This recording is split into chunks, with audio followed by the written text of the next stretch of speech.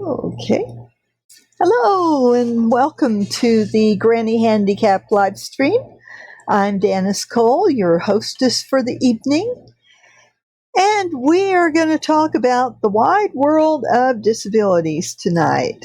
We are going to look at what kinds of disabilities are there. You know, I'm a disabled person, but I don't know this full spectrum, so we're going to find out. So I went on the CDC.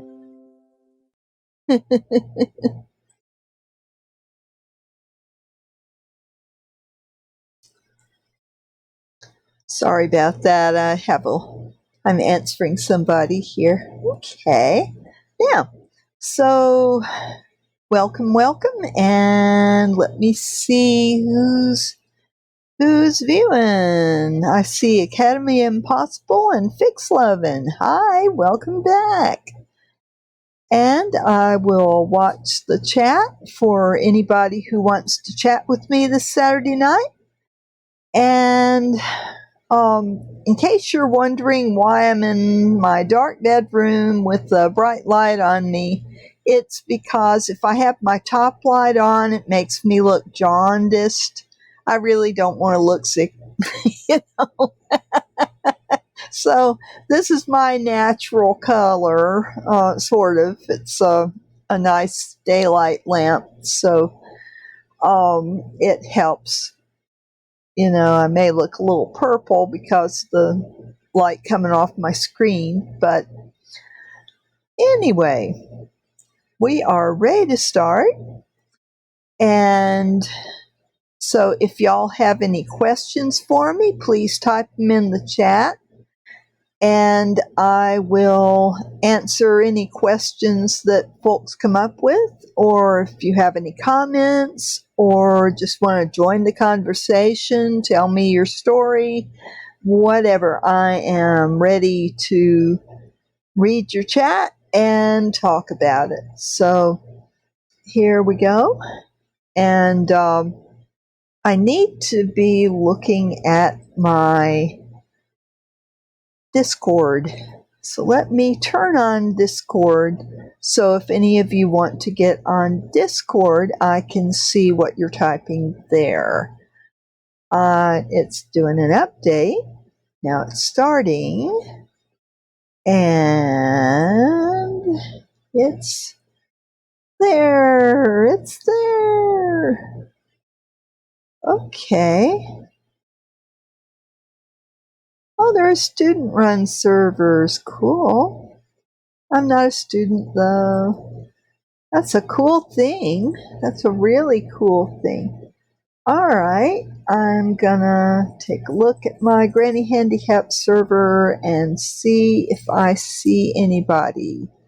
I have my Mercury Stream Elements bot there, but I'm not seeing anybody. So if anybody wants to get on Discord, I will keep it on, and and my microphone is on in the Granny Handicap chat room. So if y'all come on, hopefully I will hear you. I'm going to try to get my act together and make sure I start Discord with my live stream, but I have not had anybody join my Discord yet, so it's probably just too new. And as far as my other social media, I realized that my website expired. So I've got it back now, but they're got to mail me a verification card, and it's going to take a week. So I probably should put up a couple of links of how to get to my website right now until I get the domain back up. So I was I thought I had a notice on my calendar to remind me that my domain was coming up for renewal, like it does every June. 2009, when I started writing stories and putting them on Amazon Amazon Kindle. And back then they had a partnership with CreateSpace, so the print versions of my books were for paperback, for trade paperback at CreateSpace, which is now integrated with Amazon. So it's the Kindle Direct Publishing, KDP. That's where I publish. And I really like how easy it is, and the royalties are really good. So I do like that. That said, I'm not getting rich off my royalties. If I get 35 cents in a month, I think, yay, I sold something. So, it's a labor of love.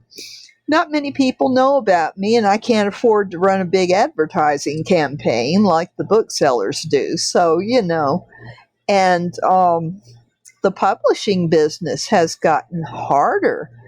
If you do happen to send a manuscript to a traditional publisher, which I did for years and years, probably from the time I was 18 until I was 40. No.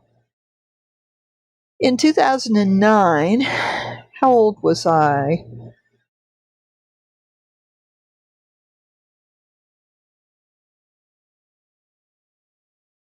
'51. I was 51 when I started publishing on Amazon. So from 18 to 51, really I was submitting in earnest by the time I was 30. So say 30 to 51, that's 20 years worth, 21 years that I sent things to publishers. I sent books, I sent short stories, I sent novellas. I mean, I sent all links. And I did get a letter from Aldous Budrys. Now, I don't know if you read science fiction, but Aldous Budrys he was for years one of the big names in science fiction, and he had an e-zine called Tomorrow Magazine. And I submitted a story, Dying Hope, to him. And he wrote me a personal reply on the forum letter. He said that he liked it, but that his audience was very tricky. So he didn't feel it was right for him at that time. But his note encouraged me to keep on submitting and keep on writing. Finally, at 51, I said to myself, if I'm ever going to see my stuff in print, I might as well just self-publish. Well, Amazon, at first I tried a couple of other places, but notably Smashwords. But Smashwords, you pretty much put it up for free, or at that time it was like that. And I wanted to try to, get a little income.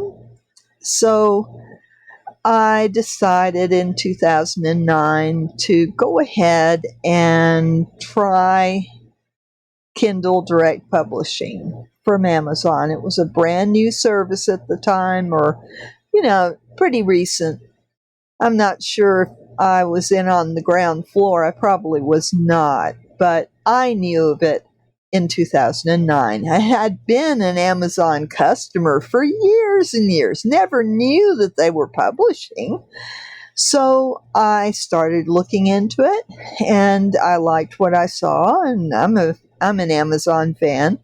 So, I ended up sending stories in, and I have a lot more than I have sent in, because quite frankly, with all of my disabilities, it's just really hard for me to get a story ready for print.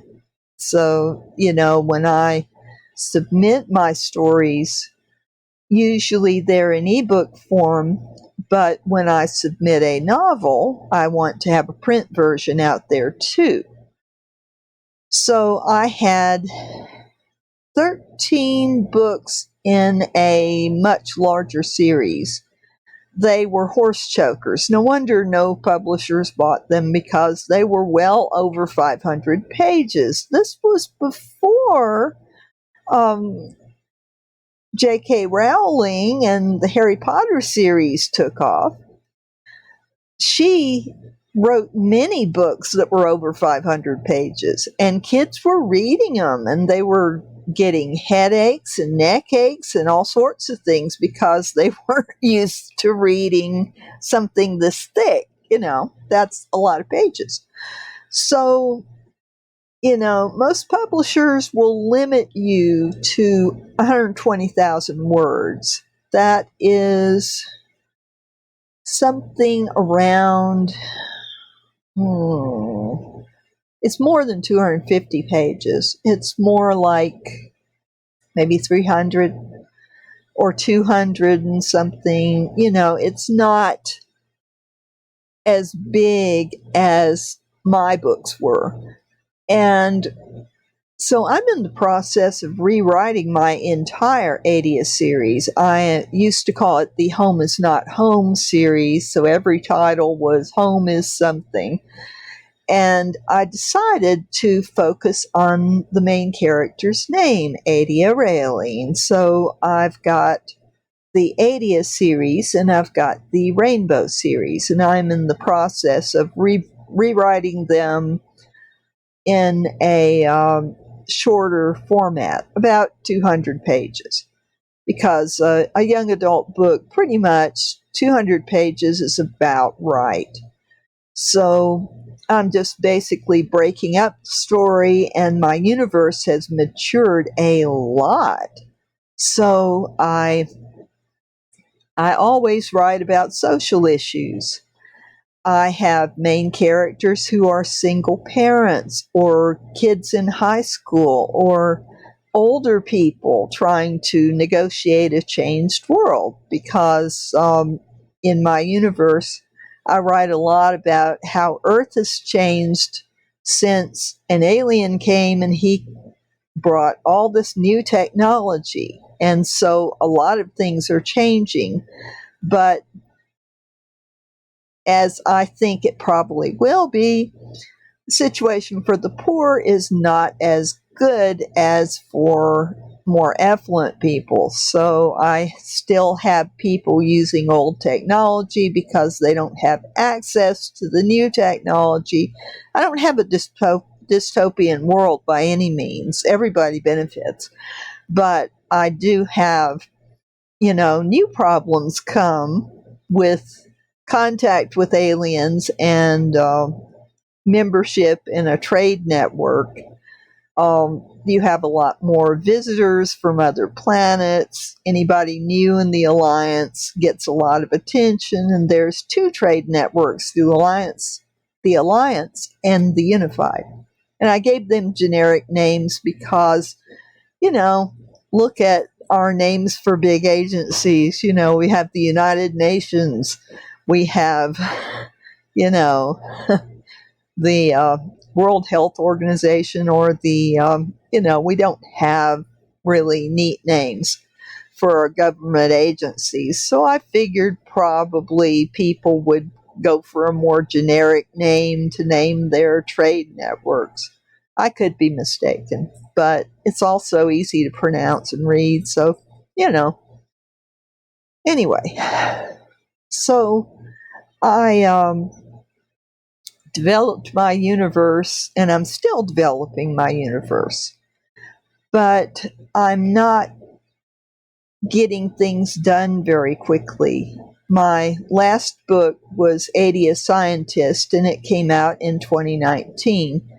2020 was a time of upheaval, and I really had a lot of trouble staying well enough to do my thing. So here it is, 2021, and it's half gone, and I'm trying to get my act together. So, hello, how are you? Good to see you, mess sometimes. I am going nuts tonight because my domain expired. So my danastories.com, bless your heart, Anxiety is terrible. I've had so much of it this month. I am sick of it. I really am. I'm beginning to calm down a little bit. My relative is at home and she seems to be adjusting. Oh, well, if it's upsetting you, it's not stupid. So, what's bothering you tonight?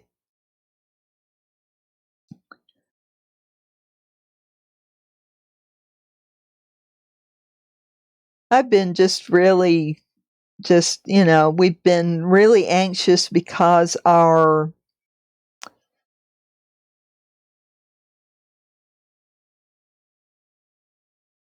bless your heart. Well, money is scary. You do deserve those things. So maybe you can just, um, did you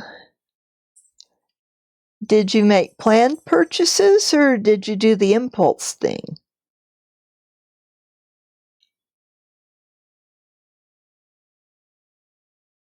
Okay. So if it's planned, you can kind of say to yourself, well, look, I planned this. I didn't just go impulse buy. I planned it and I had the money in my account because it's a debit card. So I deserve to have some things for my room. And try to let yourself enjoy it because you deserve to have something new sometime. And if it's a planned purchase, then you thought it out and you probably looked at your budget and figured out that you could afford it. I mean, you deserve to have some new stuff.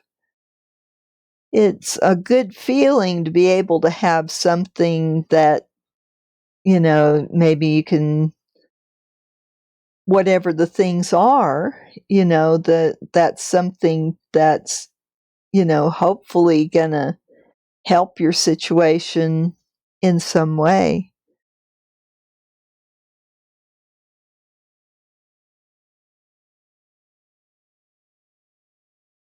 How does your family feel about it? Are they fussing because you're not saving instead of spending, or um, I mean, it's none of their business. It's and you didn't spend it all, so apparently you've got something in your savings, so they're fine with it. So you need to just point this out to yourself, but be gentle with yourself. Don't be yelling at yourself back.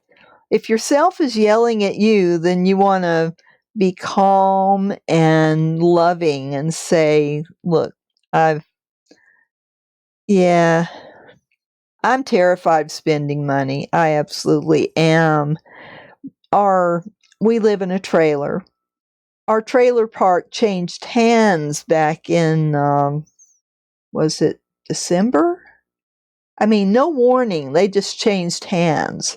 So all of a sudden, the way we pay our rent is different. And we were terrified because the landlord's in New Jersey. We looked up Englewood, New Jersey. It's right across the river from New York City. So it's like, oh no, a New York landlord. Our rent's going to go up. How are we going to pay for it? So we have been up in the air since then. And we had paid an extra month's rent to our old landlords. So we're like looking up reviews on the place, and they were saying, oh, they took my deposit. They didn't give me my deposit back, or they owe me money and they haven't done anything about it. And so we were going, oh my goodness. So,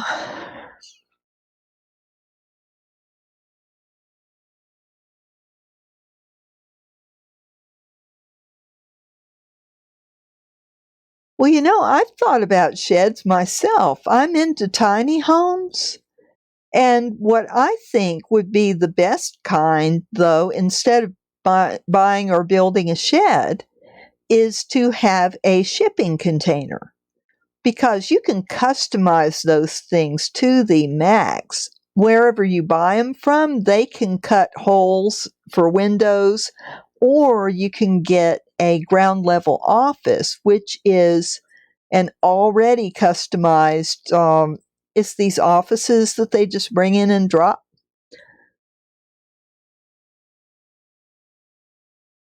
Well, you can make a tiny house out of a shed. You can put insulation in there. You can have a wire for electricity put in. You can actually, oh, bless your heart. But everybody wants their own place, right? And a lot of communities are making it legal to have little mother in law apartments in your yard. So if the homeowner is okay with it, in a lot of places it's legal to build a shed and fix it up to code. And you know, if your city says it's okay to live in it, you can. If your city says no, you can't. And that's crazy because most counties have zoning laws. Well, all counties have zoning laws, but some of them have most of them have very rigid zoning laws that, mm-hmm, oh my. But you might check out the tiny house movement and just see what the laws are in your area, because it might be possible to have a tiny house in your parents' yard. You still got an independent place to live that's all your own, and it depends on how you fix them up. I mean, people can spend $100,000 on a tiny house if they put all top-notch materials in there and everything. But for $20,000, you can make a very sturdy, very nice place to live, and it's safe. You know, and it's especially good if you have an earthquake or a tornado, because that's a good idea, because if you can afford one, a small house is better because you have a little more space, right? But we've thought about getting a little piece of land for like $5,000. There are not many plots of land for that, but there are a lot of them that are either too small for a traditional house to be built, or they're too sloped. And with a mm-hmm. Oh yeah, and I understand it's scary to think about all the expenses.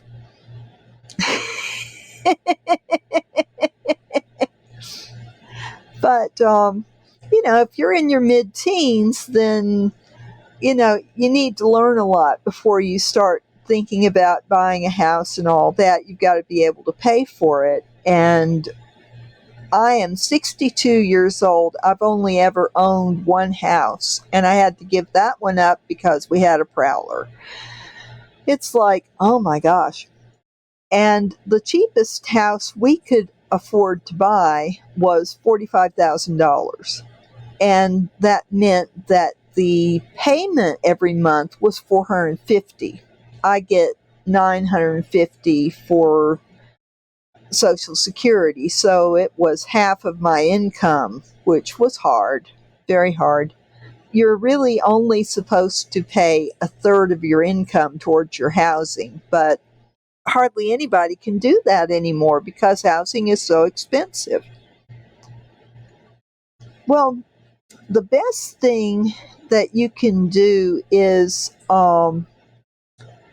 talk to somebody like your parents. Talk to your parents. Ask them what's your expenses on the house. Not to be prying or anything, but just to give you a general ballpark idea of what they're responsible for paying every month.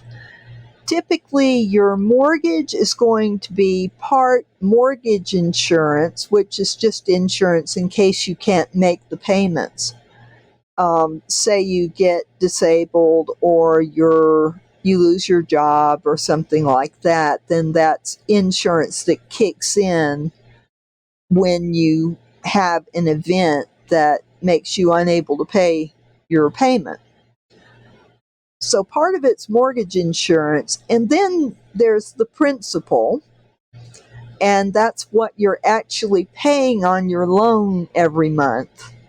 And that adds up. So you gradually get the house paid off by paying on the principal. Then you've got interest.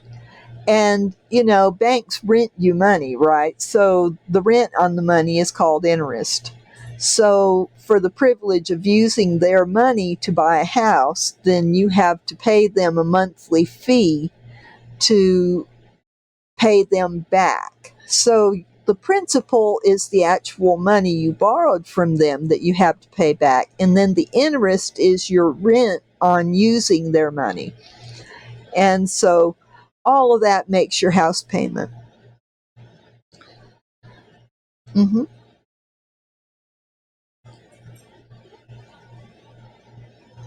This is true. Aw. Well, if you've got a blanket that you really, really like and you are going to enjoy that blanket, and if you take really good care of it, it'll last for years. So that's an investment, you know? It really is. So think about when you get out on your own and you maybe can't afford to go buy a blanket, you're already going to have one that's a good quality blanket. You want to just take really good care of it, wash it, when it gets dirty, and make sure that you follow the washing instructions and take good care of it. And you'll have it. Because I've got blankets I bought 40 years ago.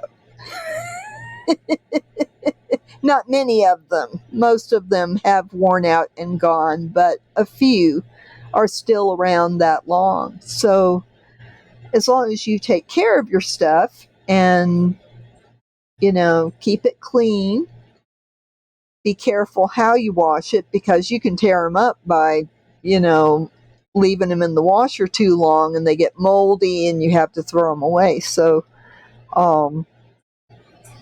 cool. Oh, that's neat. That sounds so cool. Duvet covers. That's a wonderful idea. I've never had a comforter that had a duvet with it. That's really neat.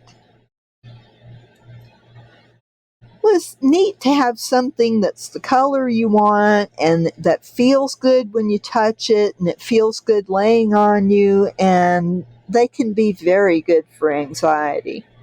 I've got my Star Trek blanket here that my daughter got me. Yeah, here we go. And you can just see a little of it. I'm afraid to show the pattern. I don't want to get into copyright stuff, but it's got the word Star Trek and then it's got a picture of the Enterprise. And I just love it. And it's warm and it's soft. It's not as soft, but it's still, I've had it now for 4 or 5 years and it's still in not new condition, but it's very, very nice. It's not got any holes or pulls. It's not coming unraveled. And it's got snaps. So snap it around me if I'm cold.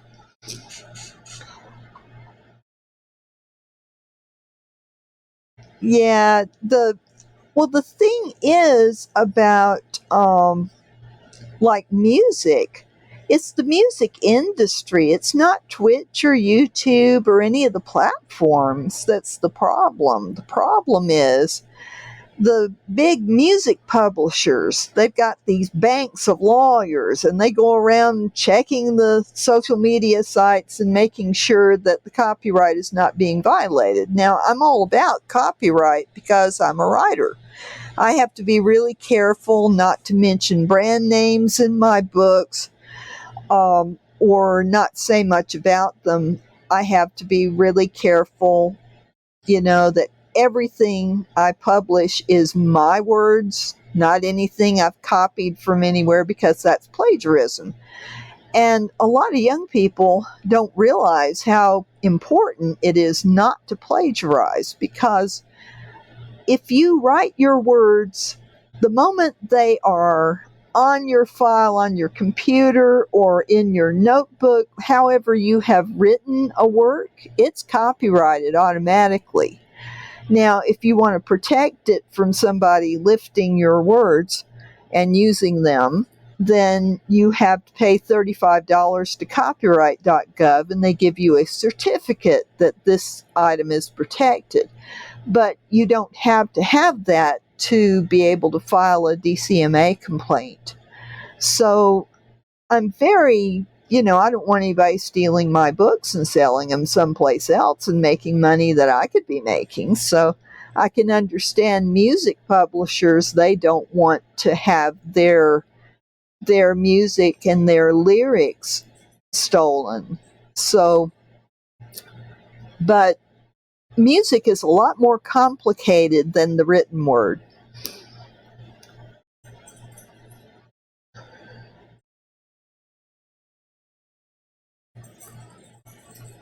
Well, a lot of songs are based on classical music, which has no copyright. So, Pachelbel's canon, there is a YouTube that's really funny about Pachelbel's canon, and he goes into all these popular songs that have used Pachelbel's canon, but they're copyrighted songs, the lyrics that go with them and the arrangement of the music, the instruments that are put in and the key it's in and all that, the arrangement can be copyrighted. So, I see where music publishers are coming from about music, but I don't understand why you can't just say da da da da da da da da da da da da da da da da da. I can with that tune because that's Pachelbel's canon. It's not copyrighted, but anything published after 1922 in the United States is copyrighted, unless somebody actually takes steps to put it into the public domain. So that's where you get the free music sites from. Some musicians just write music to release into the public domain for people that can't, well, the writers are dead, they don't care. Not necessarily. Whoa. Copyright law protects a written work for 72 years. So you could be dead and still have a copyright. And in fact, the family of the person who died can renew the copyright for another 72 years. So just because the writer is dead doesn't mean that the copyright isn't there and you can still be sued. Oh, okay. Okay. But I'm really serious about copyright because I've had friends that have, taken a picture off the internet and used it on their social media, and I'm like, you shouldn't do that because, now there's a site called pexels.com. Let me put that in the chat. Great source of free pictures. I use it all the time. If you upload a picture into Pexels, I've got some in there. You sign an agreement that this is under a CC0 agreement, that it's going into the public domain. People can use your work. They can make derivative works. They can, they can use it for any purpose. And I have used some of those pictures off of Pexels.com for book covers. So, I usually do my own. I usually use my own photographs, or I go into View and make an alien landscape, and I will go into Daz and make a character and dress them with, and I'll just credit the artists on the inside of the cover.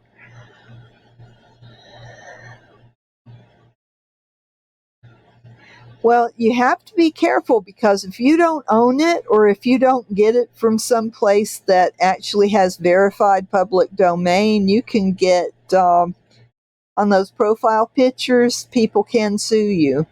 And I can't afford a lawyer, so I am very, very careful not to use cartoon characters or scenes from movies or any of that stuff. These places that produce that have just gobs of lawyers, and they will sue at the drop of a hat.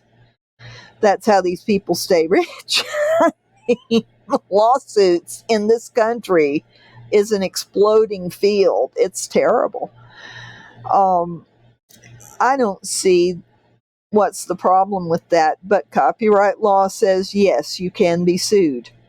If you use a picture of Snoopy from the Peanuts cartoon on your profile picture, you can be sued. Well, even if you're a teenager, they'll come after your parents. Think about how much trouble you would have with your parents if your parents were sued because you did a copyright violation.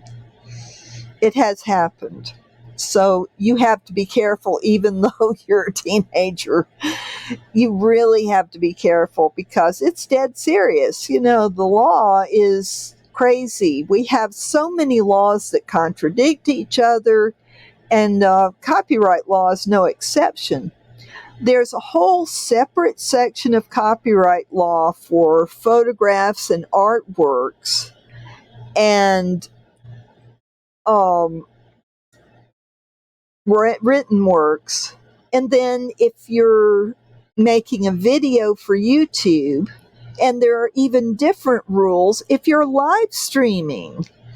If my live stream is then saved, because my Twitch live streams, when I finish a live stream, I copy it over to YouTube. So then I have a video on YouTube of my live stream. I have to be really careful what I do in my live stream, because everything, I can't have my daughter playing her music while I am live streaming, because even though it's unintelligible, even though I'm talking over it, I can still get sued. It's nuts. It is nuts. I think if I was writing the law, I would say if you want to sing, a cover of somebody's music, then that's just, I would think that would be okay. But copyright law says no. If you're going to do that, you have to find the publisher and pay them the fees. And that's what all these large live streamers do.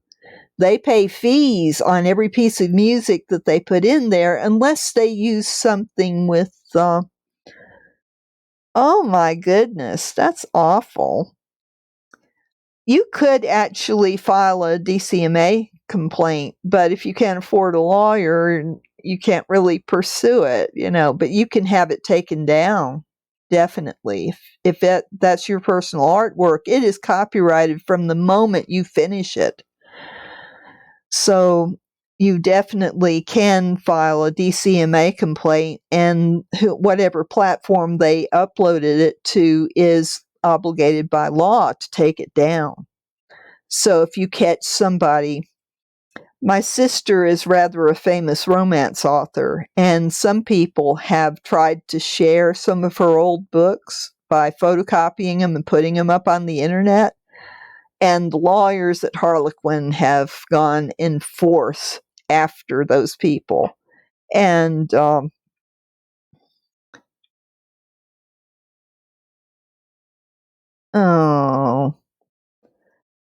please don't cuss. I don't want parents to see that if they come here with their children.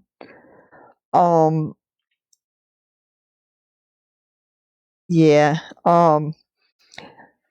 But I have to be real strict about language because I've told parents that they can bring their kids here. So I know it's how I personally feel about cussing is, what are most cuss words? They talk about bathroom stuff, they talk about bedroom stuff, and usually it's about hurting somebody, because the F word, if you think about what that really means, that's terrorizing somebody, male or female.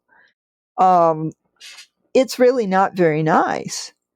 And most words that we say, the C word for stuff, all that stuff, it means the same thing as the bathroom stuff, So I try not to say any of it. If I'm mad, I go grrr, grrr. It's not a word. It's just a noise. It's just a way to get my annoyance out of my system. And my daughter and I laugh about it. So it, quickly turns to something fun.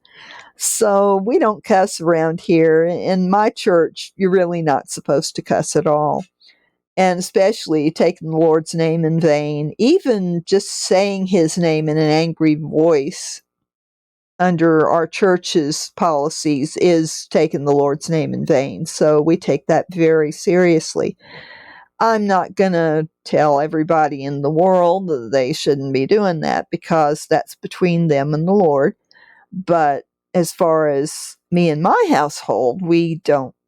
We avoid all semblance of cussing. So, in case members of my church want to come here into my chat, I want it to be safe for them too. And, you know. Oh, my cat scared you? They jump, they're not like dogs. Dogs are pretty scared to jump up on things. I mean, if you teach them to jump up on the sofa, they'll do that. But they're not really, our dog does not ever jump on our bed. What, did Corian jump up here? Yeah. Where is she? Oh, there you are. She's right there. She's behind the computer. Hiding in the dark. Hey, baby, did you scare the streamers? You bad girl. My friends. Scaring Mama's chat people. They're not streamers, they're friends. So, yeah, I know a lot of people grow up that way. When I was growing up, my dad wasn't bad about that, but my mother would say the D and H word all the time. She didn't go any further than that, but it was like, really? You look so silly doing that. But, yeah, she was just a very, I don't know, modern, I guess. She was really, before there was women's lib, she was women's libber. She was, you know. Oh, okay. Yeah, they jump up here behind me, and so it's like a jump scare. I'm sorry. You jump scared your chat people, bad mama. Yeah, I know a lot of young people think that it's grown up to cuss, and especially if they grow up around it, then it's something to show you're tough or you're cool. And I understand them wanting to seem cool and popular, but I wish that they would think about what they're saying, because most of the words that we use in that way are a threat to hurt somebody, or some, or to disgust somebody. It's really not a kinder, gentler way to be. I'm trying to get my camera to do right here. There we go. You're not dumb. Nobody is dumb, let me tell you. We throw these words around, dumb, idiot, stupid, and we apply them to ourselves. We should not, because nobody's stupid. I don't think I've ever met a stupid person, you know? And dumb, I don't think I've ever met anybody that's dumb. I have done some dumb things, but I'm not a dumb person. And I don't think anybody's really, you know, these insults. It goes back to that wanting to be a kinder, gentler place. You know, when I invite you here in my live stream, you're coming to Granny's. You can feel comfortable here. You know, I don't want you to tell yourself that you're dumb. I don't want you to think badly about your appearance. Your appearance, that's how Heavenly Father made you. You know, I don't know whether you're religious or not, but, you know, your appearance is neither good nor bad, even if you're what people consider attractive. Yeah, I'm 62. Yeah, exactly. When you're at Granny's house, act like you got your granny there, you know? Because Dr. Mike, I watch him a lot, and he was talking about he's really attractive, right?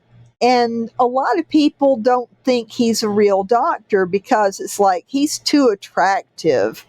And some of his viewers have said, you know, you should be a model.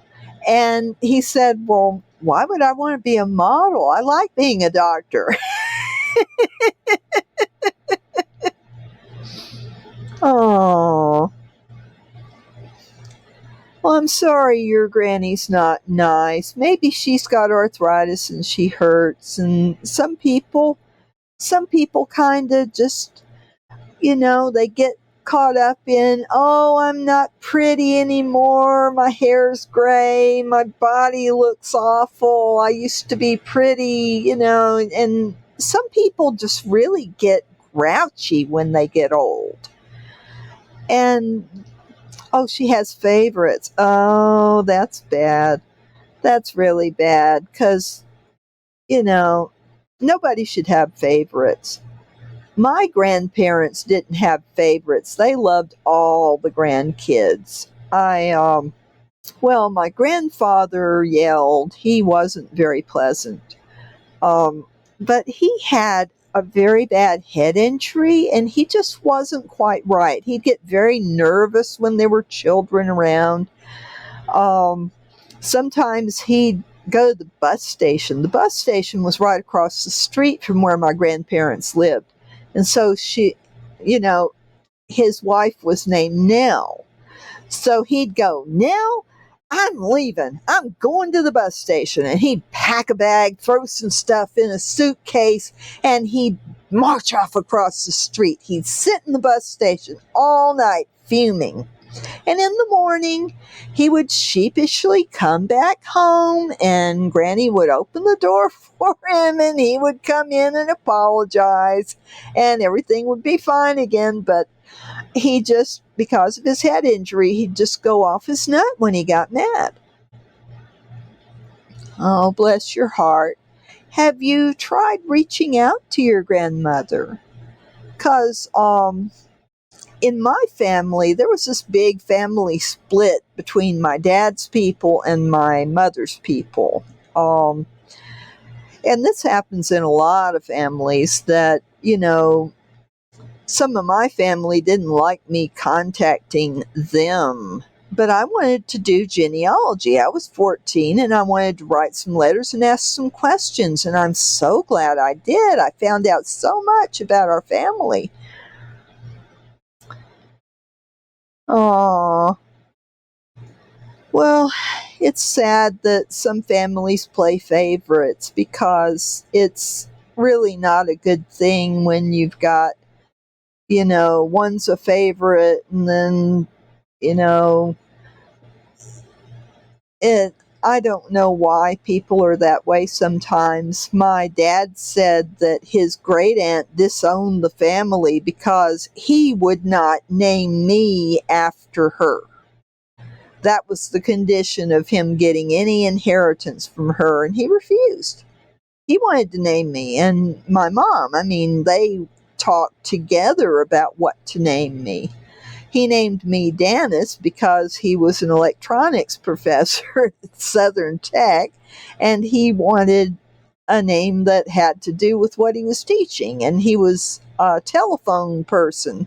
So he wanted to name me Dennis Bell, and Mama liked the name Bell for my middle name, and she wanted me to have an unusual name because my sister had a very common name, and every time they yelled out the back door, 12 kids came running up. So, you know.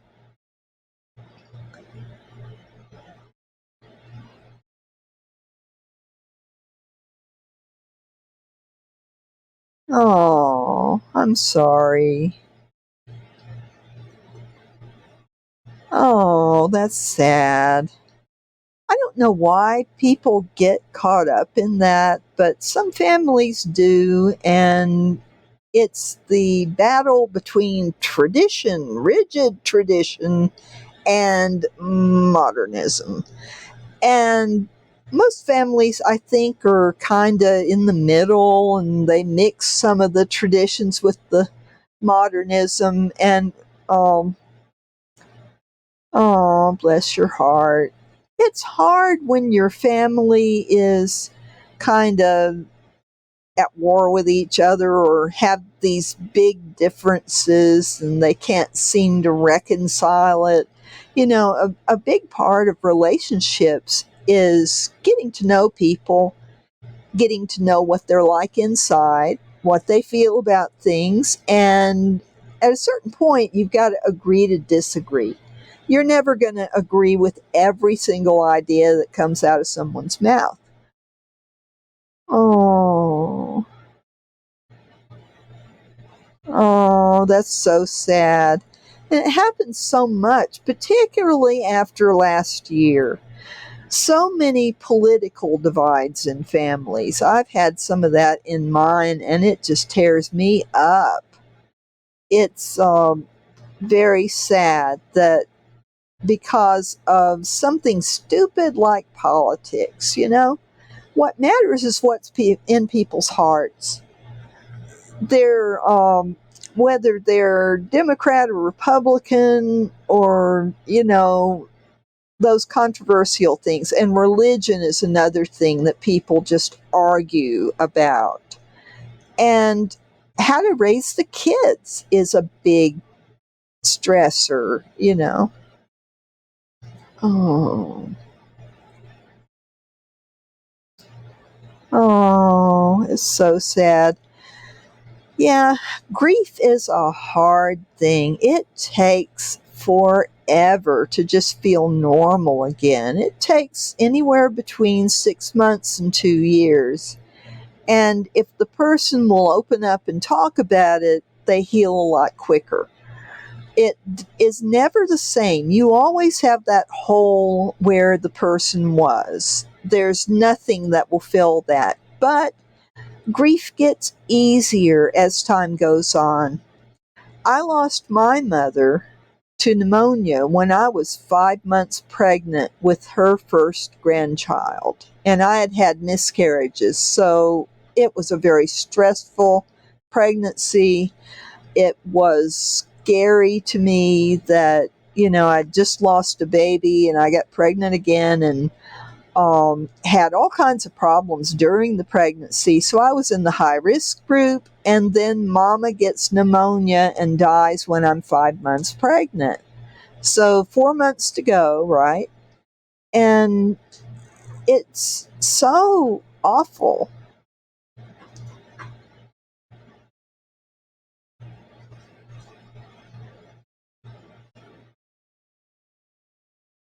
Yeah, well,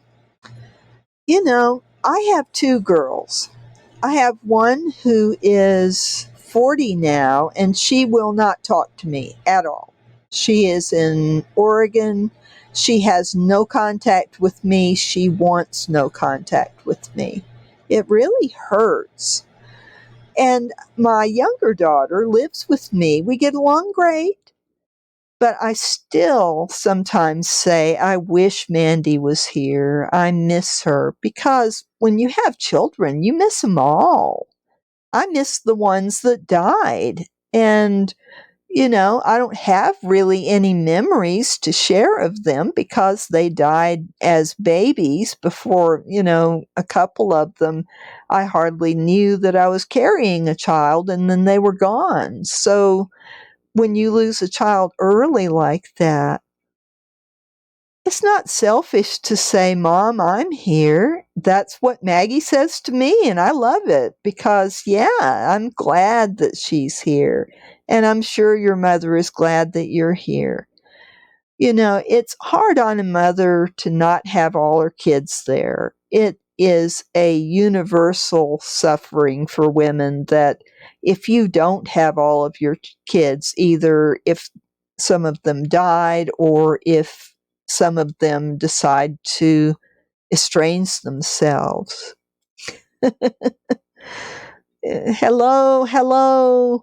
Yorb 3N, welcome to the conversation.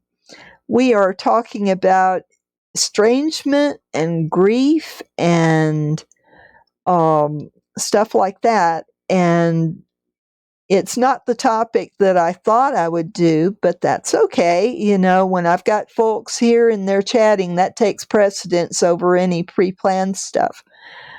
But I was talking about, my daughter. I kept thinking, well, maybe when she's 30, she'll miss having a mom. And because when I was 13, she chose to go live with her grandparents. So I have not seen her face to face since she was 13, and she is now 40. So,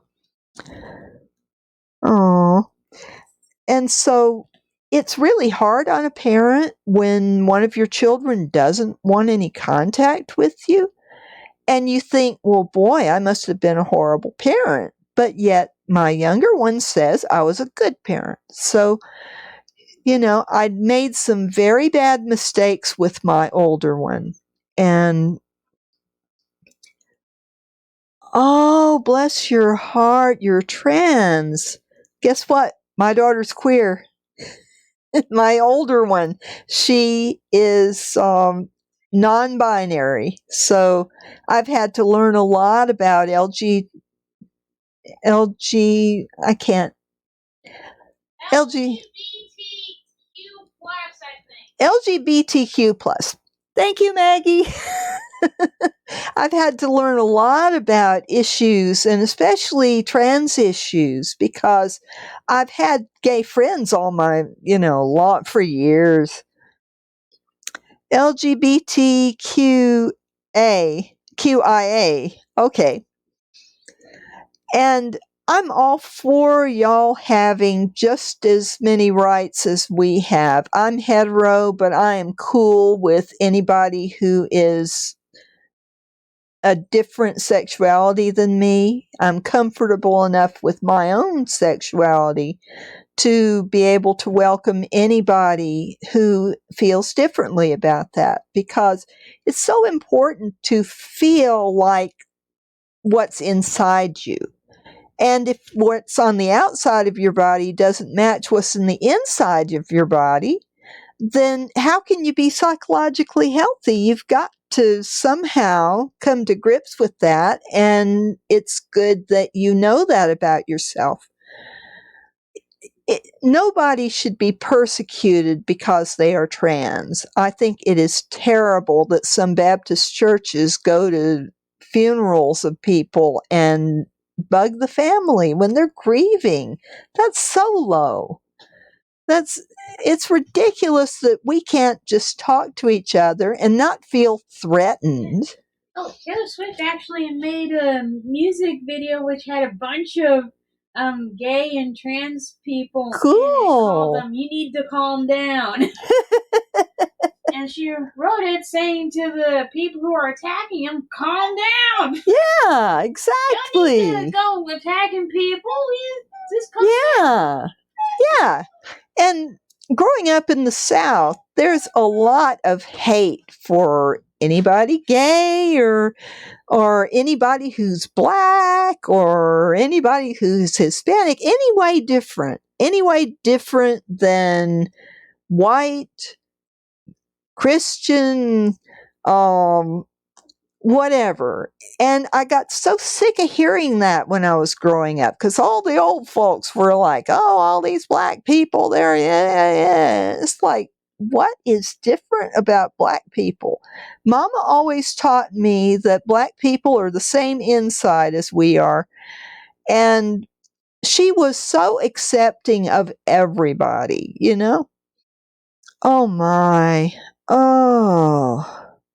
Tourette's. Oh my goodness. My nephew has Tourette's. I understand it. Oh my goodness. Bless your heart. I am so sorry you're going through that, miss. I am so sorry. That's awful.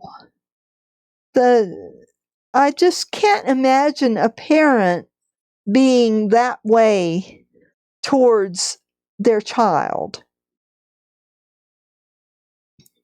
Ugh. It's horrible. It's horrible. I don't understand parents like that at all. And I try to understand everybody. But, oh, bless your heart. So, because you came out, you've got all this hate going on. Oh, I don't blame you. You know, I had so much stuff with part of my family that I changed my last name. When I got married, I took my maiden name off. I was so traumatized by a lot of things. So, oh, that is such a shame. One time on World of Warcraft, I had some gay friends, right?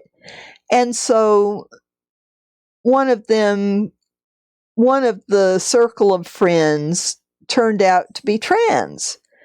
And I was shocked at my gay friend saying, well, she's a she. I refuse to call her a he. And the minute that person started using the he pronoun, even though I knew him as a woman, I started calling, I used the he pronoun. And I never used she again. And I fussed at my gay friend. We weren't talking in front of our trans friend, but I was like, how can you be friends with somebody if you're not willing to accept that they want to be something different? You know, I could not get his attitude at all. If you identify as he, you are he to me. I am not going to fault you for it, and I don't think there's any problem with you using a female restroom or playing sports with girls. I don't think that schools should be the way that they are, and especially down here in the South. I don't know a lot of people who are in school right now, so Miss, sometimes you'll have to educate me on how school is now. I know how it was when I was going through, but that was many, many years ago. But I think that any kid in school should have the same basic rights as any adult, as far as choosing what gender you are.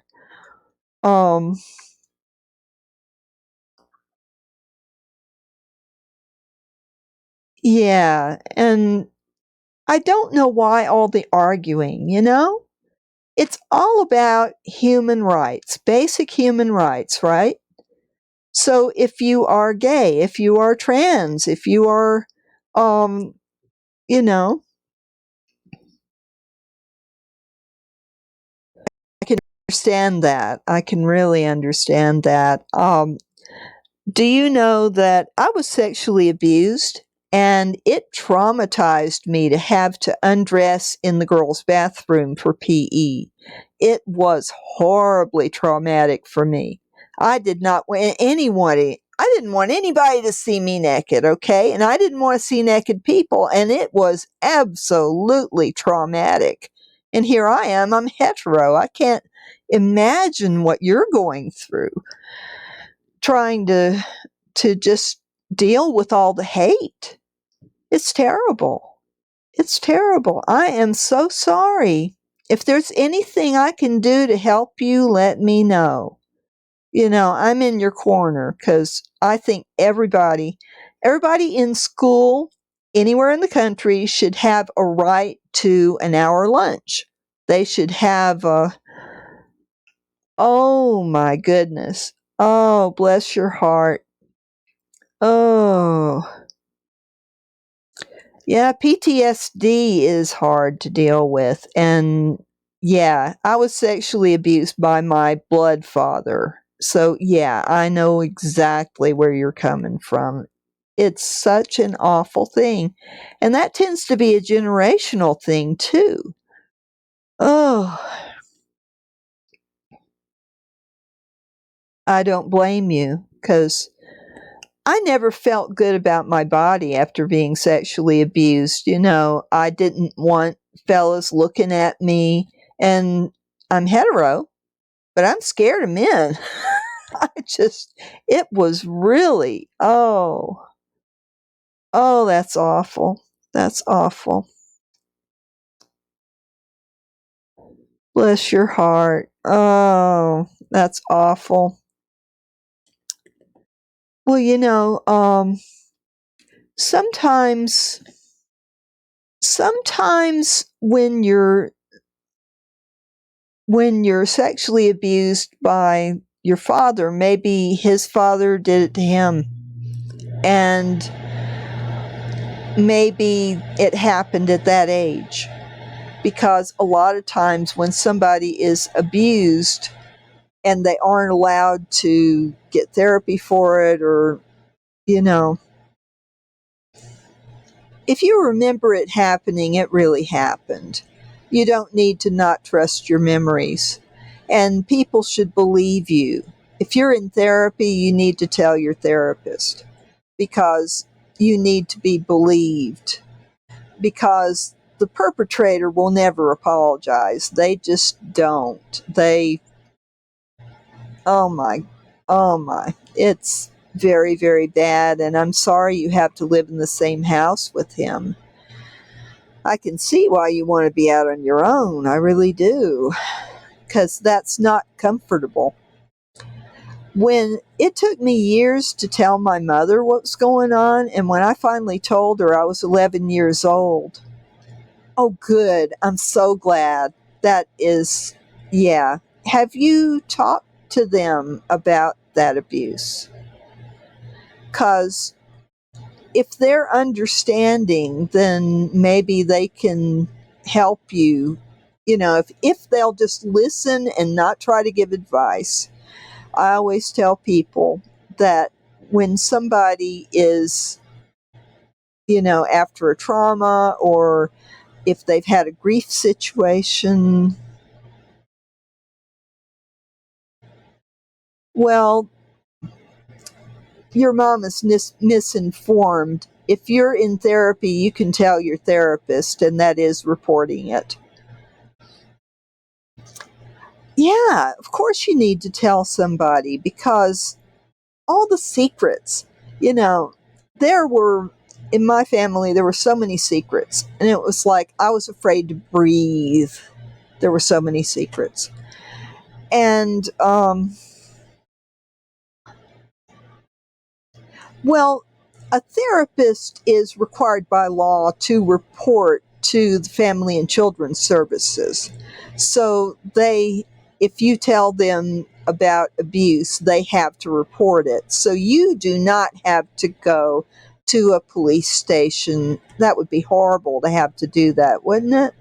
No, you do not have to do that. I was in a marriage where my older daughter was abused. And so I took her to therapy when I could finally get him to release some money. And then I told her, if you want to tell the therapist, tell them. And I don't care what we go through, it needs to be reported. And so she told the therapist.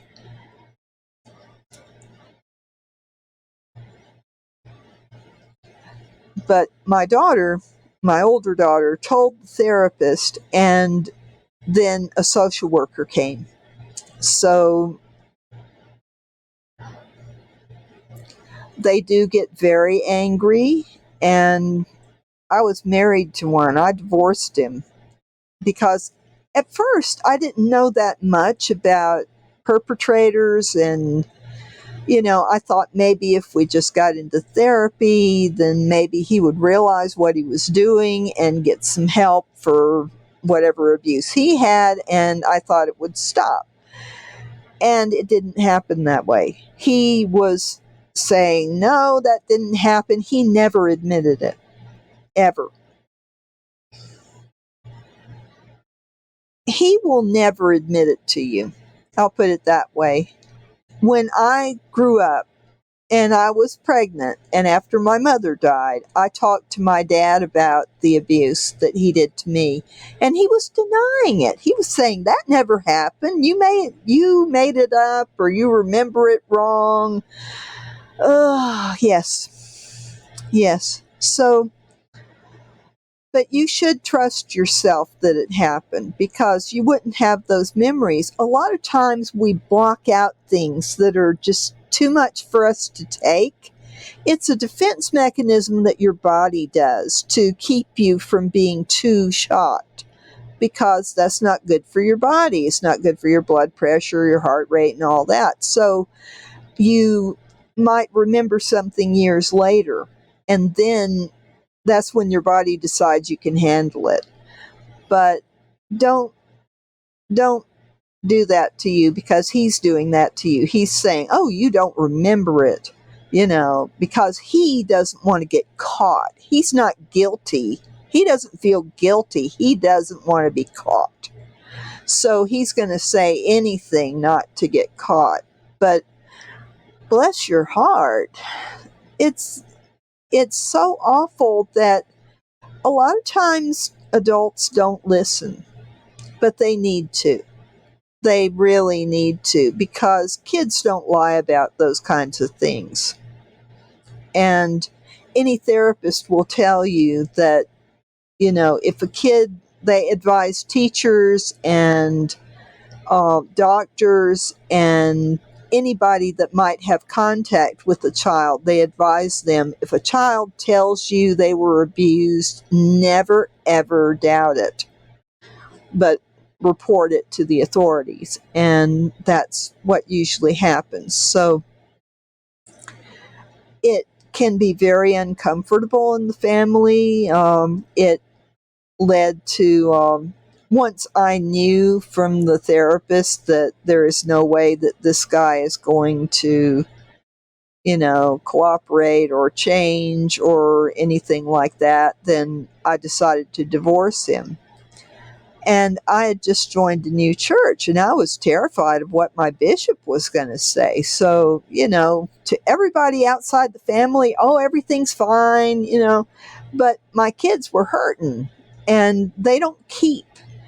So I made the painful decision to get out right away. I got an apartment, and I told him on Christmas night. I held my tongue until after the kids had opened their presents and everything, but I told him. And he was all accusatory and just, it was awful. But he was not only being sexually abusive, he was always verbally abusive and actually physically abusive to my older daughter. Well, to both my daughters, really. He was very harsh and cruel. And I wasn't going to stay there because I didn't want my kids subjected to that. But, I would have left sooner if I had known that that's not something that a therapist can treat. But I'm talking about somebody who was abused growing up and they never got help for it. There's hope for you, my friend. There's definitely hope for you. Stay in therapy, and, I got help for my problem, and I have never sexually abused anybody. And I'm 62 years old, never felt like abusing anybody. So, you can, I had anger problems, so I had to work through some of that.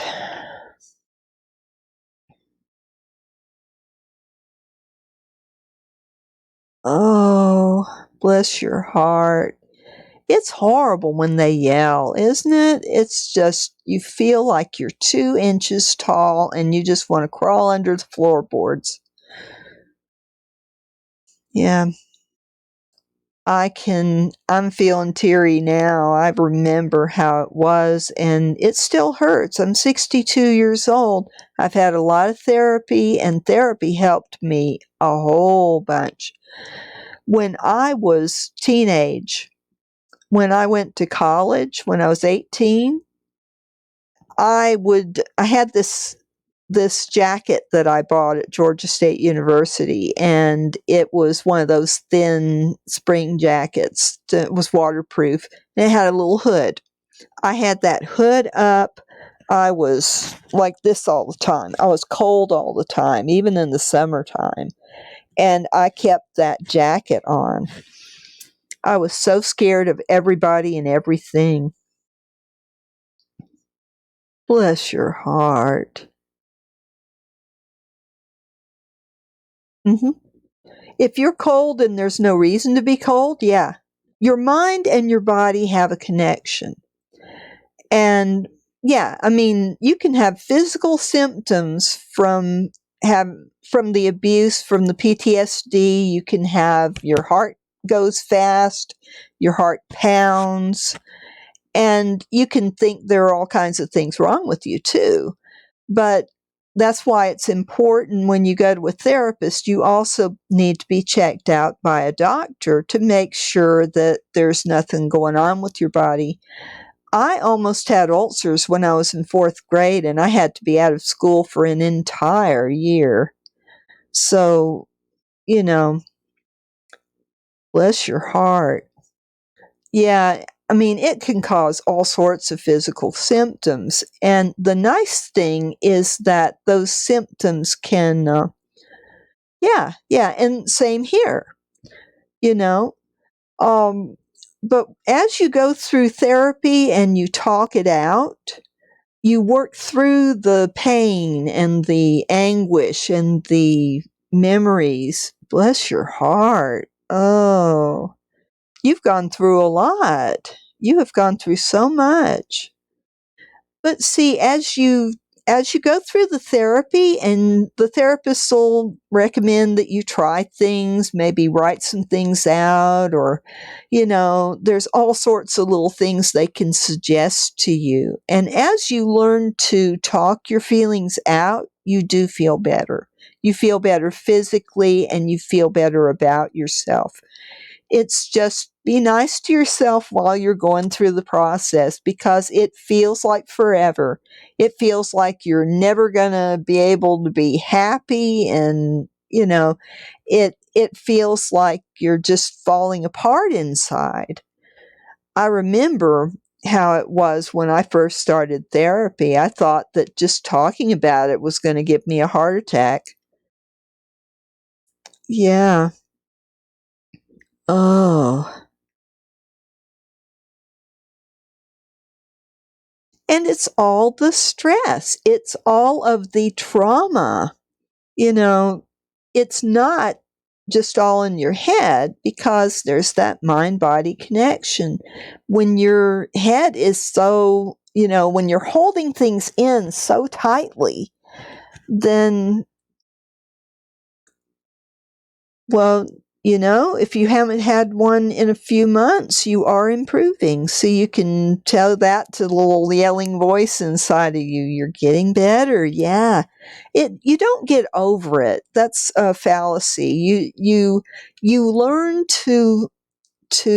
you learn better techniques to cope. You learn better ways to get your feelings out. And you still have that emotional baggage. I have it at 62, but it doesn't interfere with my life nearly as much as it did when I was 18 or when I was 16. When I was 16, I was a mess. I tried to kill myself. It was awful. Well, anybody who's telling you that you are faking abuse, just don't listen to them. Don't tell them don't reveal things to them. Just try to stay away from them. You need people who are understanding to be around you.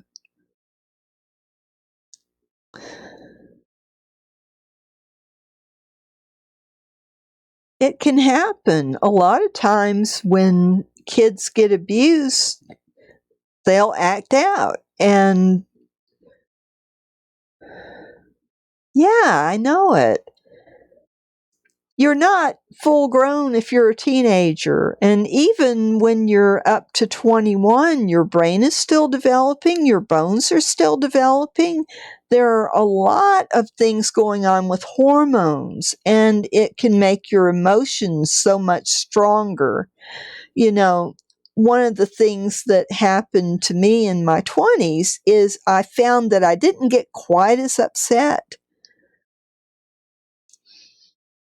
Yeah, I mean, but it takes years of therapy to start internalizing some of these new coping things that are healthy.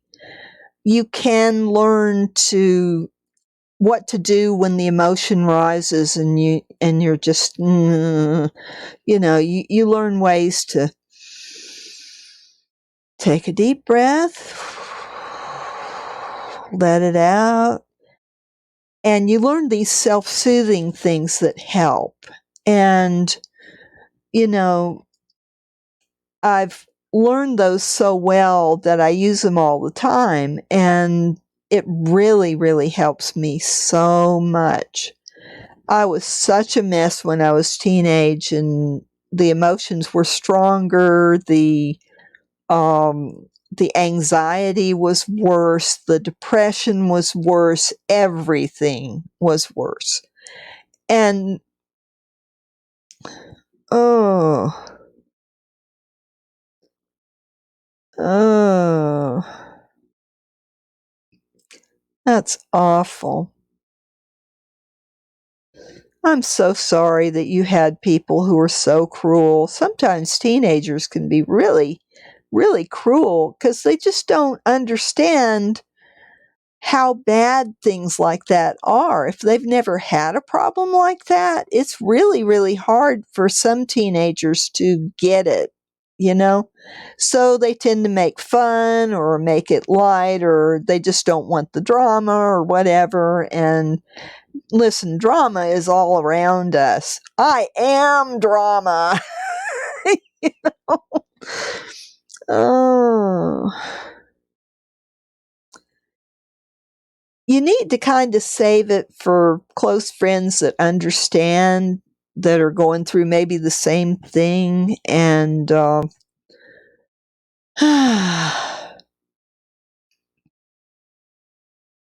had a problem.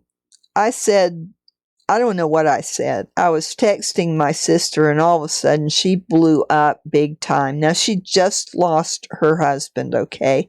So grief does horrible things to people. But I was upset for days. Even though she apologized the next day, she said some really, really hurtful things. And I was just going nuts for a few days. And you know, sometimes it's not what you said. Maybe it's what they think you said, or maybe what they think you meant. Mm. Uh. Uh. I'm so sorry. That's cyberbullying, and you really ought to report it to your school. You ought to let your school know what's going on because that's illegal. They should not do that. Well, a lot of times I'd come home crying. Every day in ninth grade, when I was 15, I came home crying every single day because of something that somebody said. And my mom was really understanding and she would listen, but she would ask me, well, what did they say? And I'd say, I don't remember. I just remember that it hurt. And it really took me a while to think through the day and try to think of what they said. And I couldn't always come up with anything. When I could, then, she collected enough evidence and she went and talked to my teachers. But that really didn't help because then I got more persecution after she got involved. So it was like, I have all kinds of problems with public schools. The classes are too big, and oh,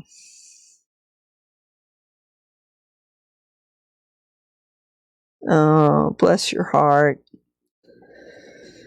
It's awful when people are that cruel. I am so sorry you had that happen to you. But abuse is such a huge issue, and we have a large population of teenagers who are going through so much stuff at school that they consider suicide. And I was one of them. Middle school was horrible for me. And high school was a little better, but maybe because I did the work program and I was not there 6 hours a day. I just wanted to get away from school. I was so glad when I went to college because nobody bullied me. Nobody bothered me. I could be myself, and it was healing for me to just be able to go and learn and um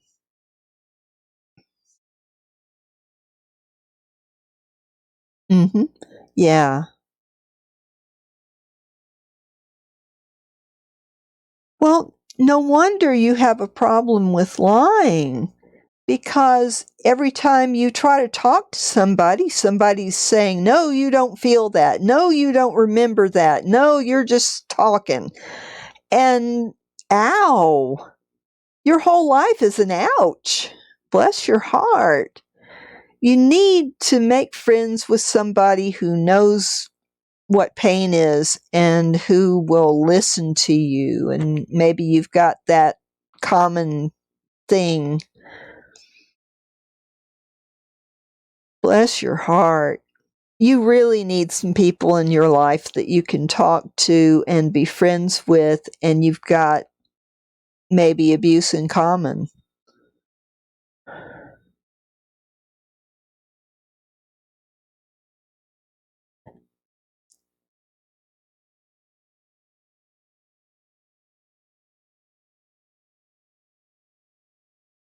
Yeah. Oh, bless your heart.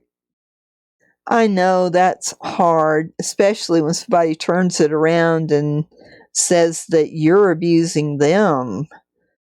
I didn't want to abuse anybody. I just wanted to be treated like a human being. And I was having so many problems in school, and the counselor was just saying, well, can't you stay in there a little longer? I was wanting to go to some easier classes because I was going nutso. Yeah, that's all anybody wants is just to be loved. Uh, and saying things like that when they're not true, of course, makes everybody chime in and saying, oh, you're doing this, and you're not. Oh. Bless your heart. Maybe you might want to stay off of social media for a while, because it is so hard for young people when, bless your heart. Social media has become a really good platform for cyberbullying, and I hate that because there's so much good for you. I have a Discord. If you and your family want to get on it, maybe we could get on there together so that your mom and your stepdad know that I'm not a bad person trying to do stuff to you too. You know, I would be very willing to get on Discord sometime with you and your mom and stepdad and talk about this. You know, if you think that would be helpful. And Discord has a lot of good tools to keep things safe. That's why I've got a page there, and I've got the bots turned all the way up to try to catch any hate speech before it gets out there where people can read it, because I want this place to be safe for trans people and for everybody who's been abused, because I don't want any hate, any bullying, nothing on any of my sites. I want to make sure that it's a safe place so parents can come with their kids and, oh, yeah, bless your heart. Well, I don't contact people on Discord. I let them come to me because I don't want to, make things worse for anybody. Goodness, you've been through so much. So the option is there, but I would suggest you get your parents involved if you want to come to my Discord, because I want to make sure that they know that it's a safe place. Yeah, and that's how Discord works. You don't just now the community sites are different. Anybody can come to my Discord and sign up, and there's a process. I've got my rules spelled out, and their email needs to be verified before they can be there. But for somebody who's been abused, I'd want someone to come with them, their parents or guardian, and that way then it's totally safe. It's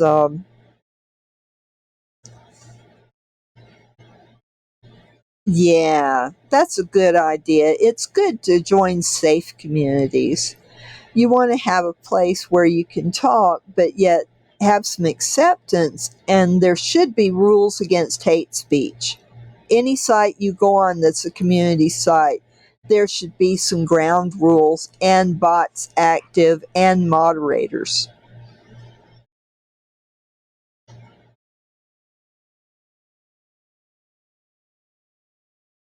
Well, your past affects you. You'll have some people who'll say, well, you've got this emotional baggage. Why can't you just forget about it? If you had a tumor right here, would you forget about it? I mean, it's about that bad. I cannot put my, well, you need to forgive yourself for acting out, because that's what kids do when they're abused. They act out. And it's, my older daughter, because she was abused, she acted out. I don't blame her for that. She said some things that really cut me to the bone. But when you're abused, and kids do not have the judgment of a grown up. And, you are getting older and you've got you sound like you've got really good judgment. So I'm not going to say that you're a kid, you don't know anything. Kids definitely know a lot. Oh, oh gosh, that's awful. And that's got to be the most helpless feeling in the world if you have seizures. My mother had epilepsy. She had grand mal, so she would have full blown body shaking seizures, and she also had something called status epilepticus. The seizures would not stop, and a person with that can die of exhaustion. So at 15, I was having to call an ambulance for her and ride with her and scared to death. And it really was hard for me to go through that. And at 17, I really got resentful of having to take care of her. And it was a problem for both of us, but we talked it out. Mama was one to talk things out. She wasn't one to fight back.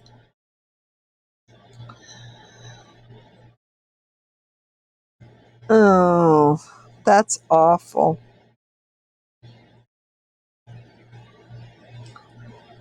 Well, she probably didn't say that the person giving the course probably said that's not a very nice thing to say.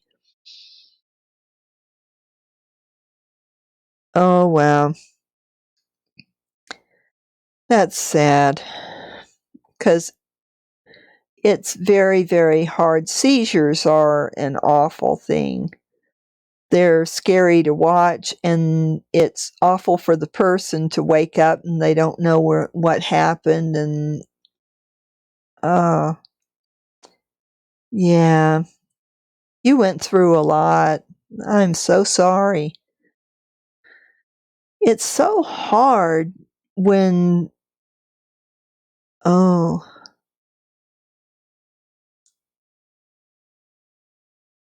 oh man.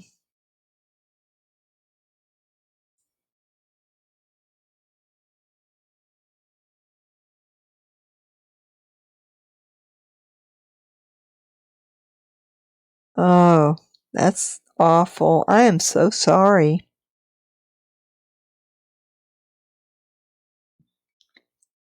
Well, you feel what you feel, miss, sometimes. You can't help how you feel. Emotion comes and you feel what you feel. You cannot tamp it down and say it didn't happen. You can't stuff it all in and not express the emotion and expect to stay healthy. Oh. Oh my goodness. Sounds like she needs some help. Some people become bullies because they are hurting inside so badly. And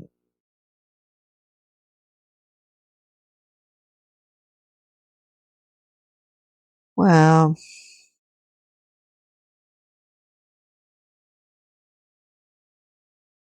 yeah, it's sad when people do stuff, but if she's that desperate for attention, she's probably being abused too.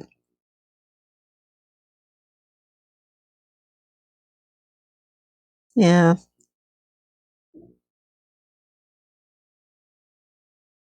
it's hard. If I were you, I would try to let go of her and pick some other friends and try to have some positive experiences, because wow, it's very, very hard when your friends are your worst enemies. So has school started up again? Are you having the anxiety of school's going to start and how's that going to be?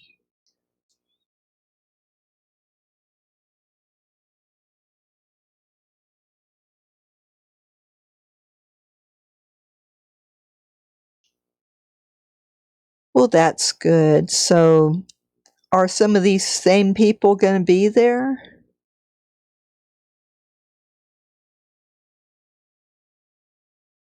I hope you can too, because you really need a new crowd to run with, and maybe, oh, good, good. So they're not in your school. Thank goodness.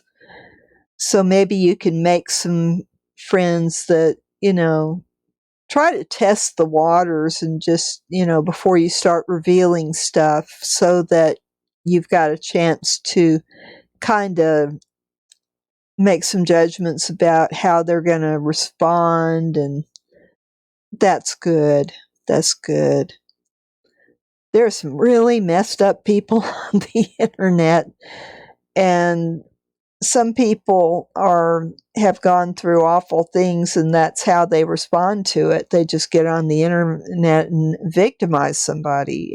It's really sad. But something, when I was in 6th grade, there was this boy that I was kind of sweet on, and one day he brought this branch. I mean, it was longer than I was tall, and I was 5'8" at the time. And he tried to hit me with it, and he said he was gonna injure me. And it was awful. I was crying so hard. I was furious. I was trying to kick him, and I was not being very nice about that.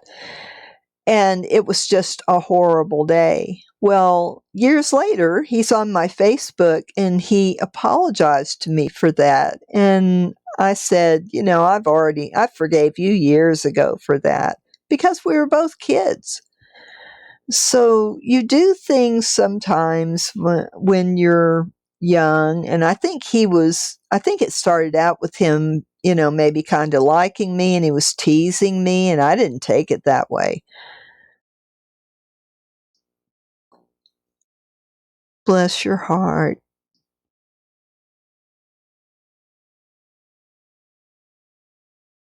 Yeah. Relationships are hard, and especially the younger you are, the harder it is. I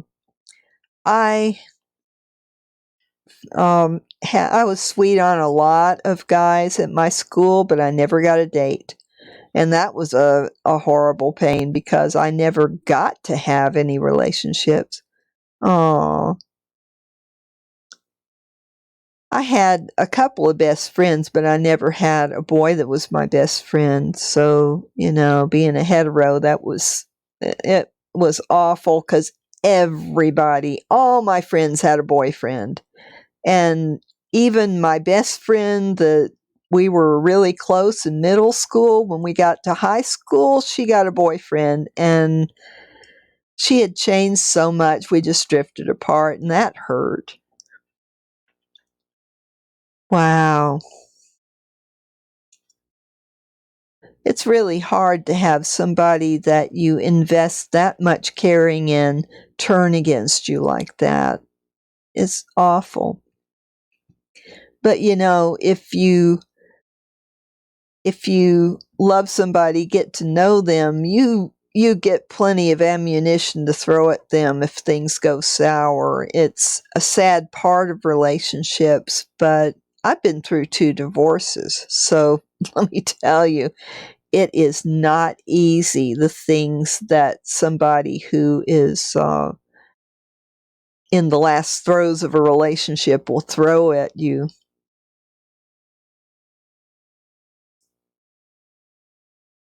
Yeah. So you really did a lot to support your part of that relationship. Yeah, it's sad. I'm sorry you had to go through that. Mm.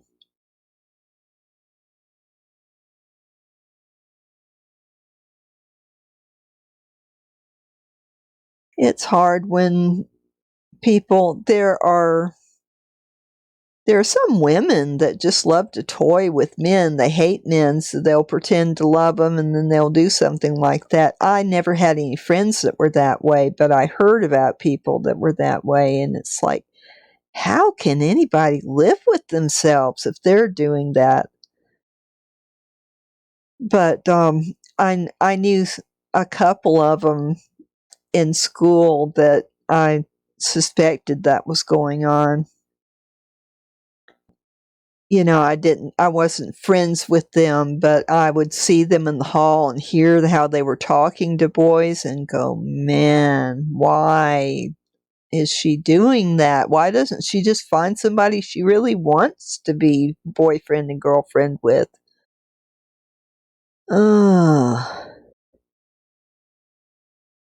And that's, giving out people's personal information on social media. You can have their account shut down. Anybody who's doing that. And harassment, you can report it on Facebook, on Twitter, on most social media sites. You can report it and they will do something about it. Oh.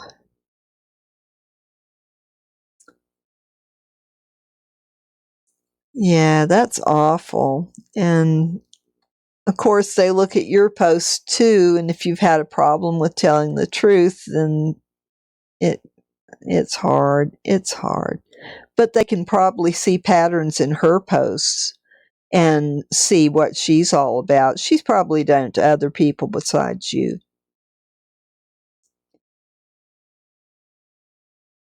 Yeah, I mean, I've had relationships like that where I have just put my whole self into it and then come to find out that they weren't willing to put that kind of work into the relationship. And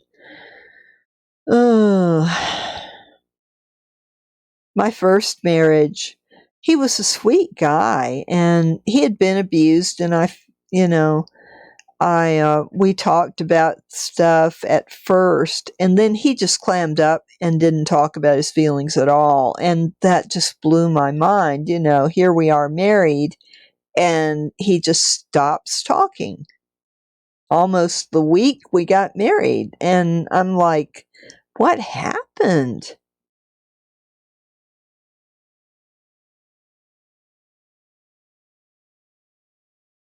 Yeah, it doesn't sound stupid at all.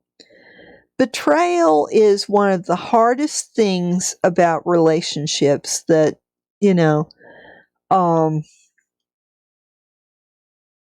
one of my husbands was unfaithful to me, and I found out at the women doctor's office, and it just killed me to think that he wasn't being faithful to me because I was being absolutely faithful. It hurts bad. It does. It's betrayal is horrible. But you can get to a point that with other relationships, I've known people that had abusive relationships with their boyfriends, and they, had awful things going.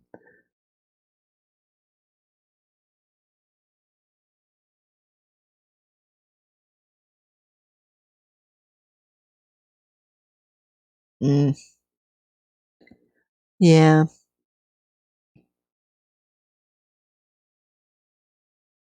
It's not your karma. Bless your heart. Don't think about,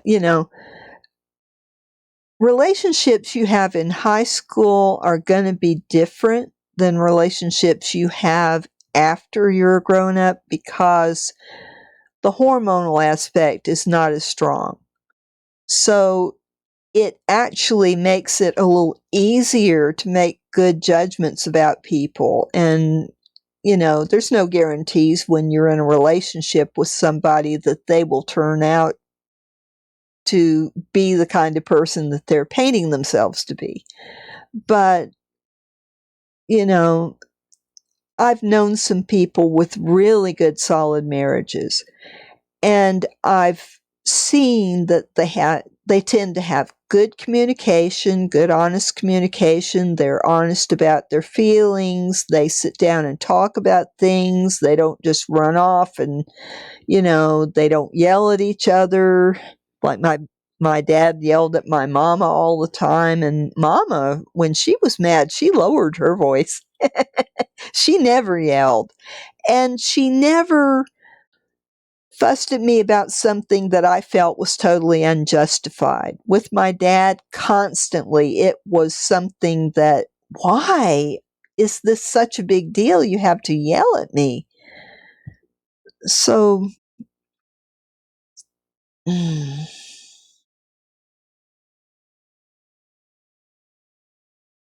oh, bless your heart.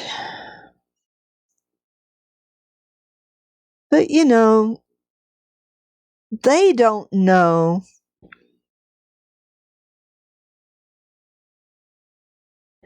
They don't know what prompted you to act out by lying. They don't know. I mean, you told them a lot of it, but they aren't able to see that that's where your acting out came from. Horrible abuse going on at home, and you just wanted to feel better.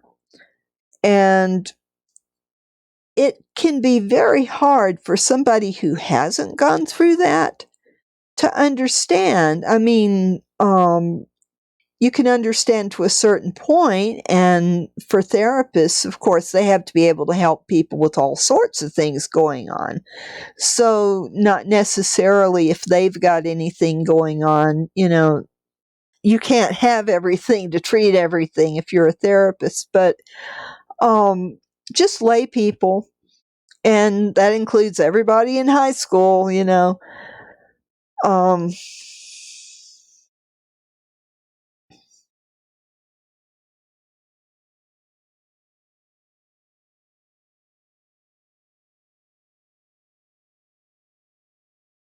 you need to forgive yourself for things you've said in the past and things you've done in the past, because when you're abused, you act out.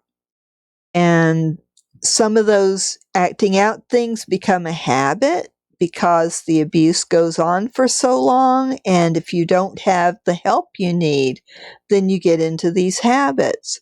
It's possible to break them. You got to believe that it's possible to go back and to learn better communication patterns. And you're still young. You have time. You need to be patient with yourself and give yourself time to heal and to be around some people who really care about you and who are genuinely trying to help you and have the expertise to help you.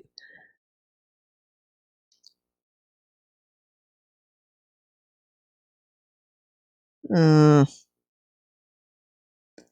yeah, that's awful.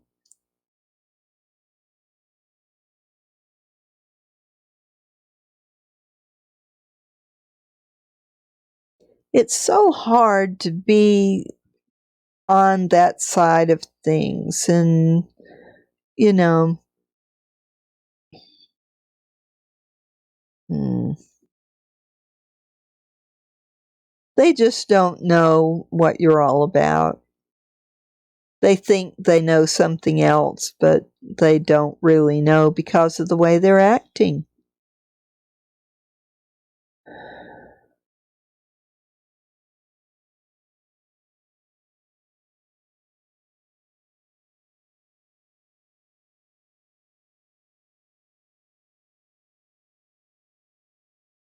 Mhm. There were times when I was a teenage that I absolutely felt insane, and,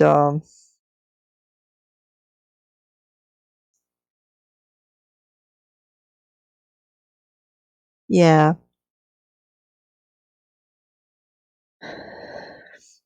It's really hard. All my life, I've tended to open up too much to people I didn't know that well, and sometimes it ended very badly, and over the years, I've kinda learned to not quite do that, but, um, Life is not supposed to be that hard. I really don't think that Heavenly Father wants us to suffer like this sometimes, but we learn a lot about compassion and how to treat other people when we have experiences like this. And it can take a long time to see the abuse that you went through as being anything but horrible. But now, it's years later, I can look back and I can say, bless your heart. It can be devastating if somebody thinks that you're really, really wonderful. They don't know you that well, and then something happens, and then, yeah. I've had some of that. You know, when I was in seventh grade, I had the highest average in the entire seventh grade at my school, and everybody was expecting me to do it again in eighth grade. Eighth grade at 14 was when I fell apart. I almost had ulcers again. I missed a lot of school. I could not concentrate. I couldn't make the grades that I made in seventh grade. So it was, it's really disheartening when people have higher expectations of you than you think you can meet.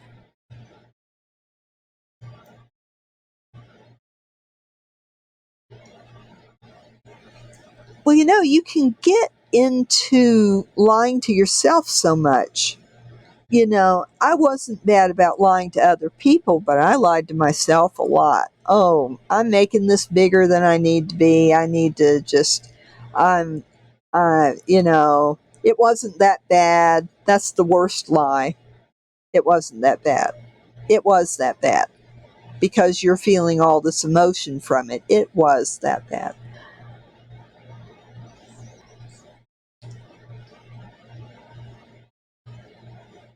And that can happen when you're holding so much in. You can only hold it in for so long, and then the dam breaks, and then people are like, you know,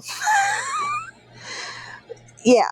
I mean, people, there are very few people who have seen me explode, but those who have seen me explode were absolutely shocked that I could be that angry. And I tend to fight fair when I'm angry. I don't shout bad words. I don't attack people. I don't, you know, but when I get mad, it's, you know, surprising because I hardly ever get mad. But yeah, there have been times that I've, you know, had a meltdown at work, and people are like, oh my goodness, what is wrong? I will never forget, bless your heart.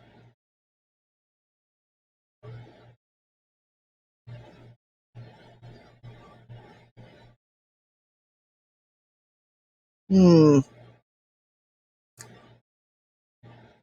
Oh my goodness. Yeah.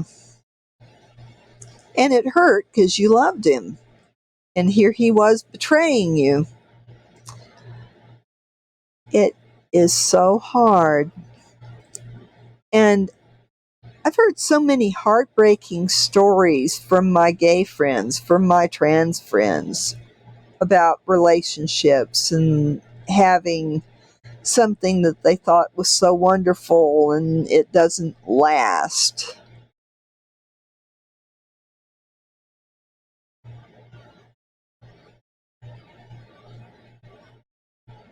Oh, that's awful.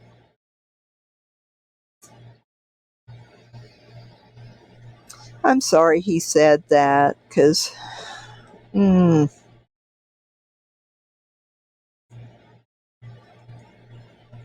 I'm glad that you're in therapy.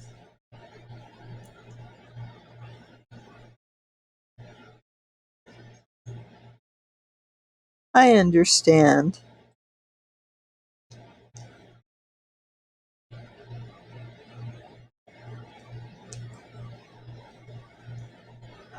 It's very, very hard. Yeah, I'm sorry. That was a little bordering on hate speech and stuff. We need to kind of calm down and but I want you to feel free to talk, but I may have to mute some things. I'm sorry. But what is your therapist teaching you to do, and is it working?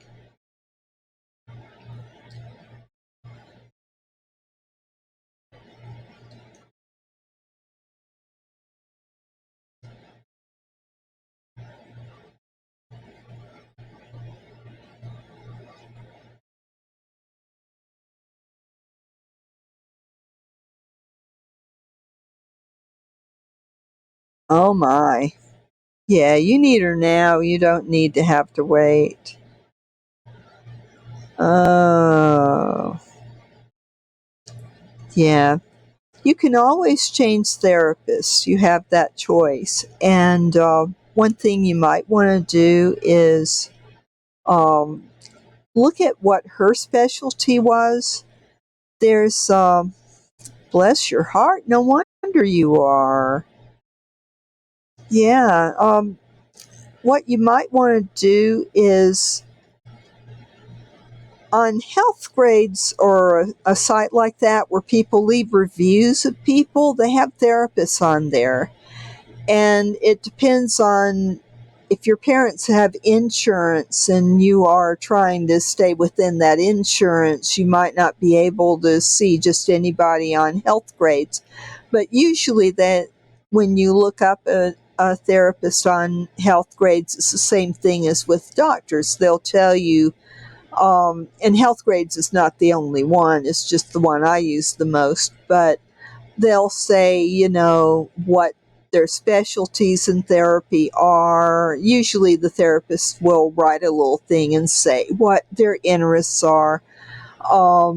Also, they'll have insurance information, so you can kind of look at that and see if the person would,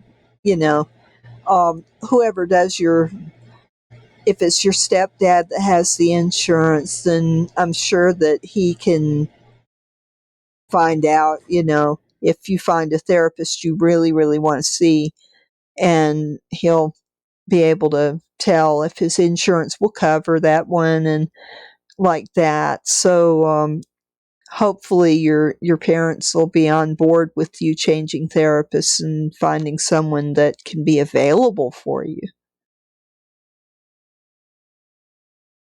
Good, good. Because the kind of therapist is so important. And there are, I gave a link, was it yesterday? Let me see. I was talking about types of therapy. So let me just go online here and I will change to my other screen so you can see too. I found out how to do this finally. I'm so happy. So this is what I was going to talk about. We'll put this off to another time.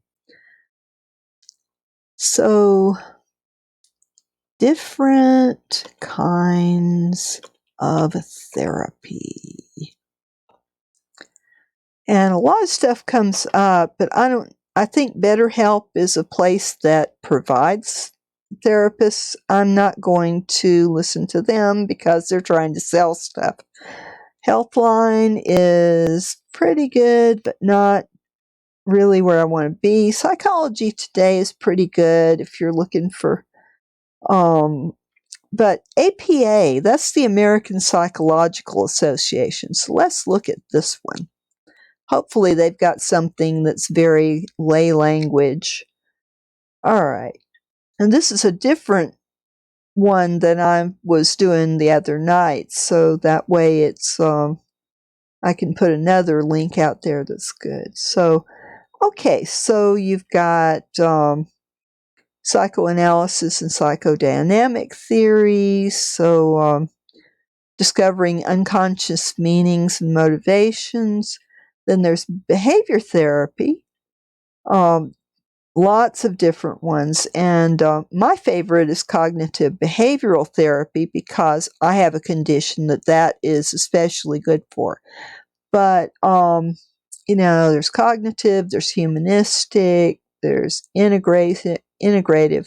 So if you look through this and you see which approach you would rather do, and if you really don't care which one, then, then of course, then it's a little different. But you could look your therapist up, maybe on Health Grades, or there's another site, I can't remember, but there's several major sites where people can leave reviews of a doctor.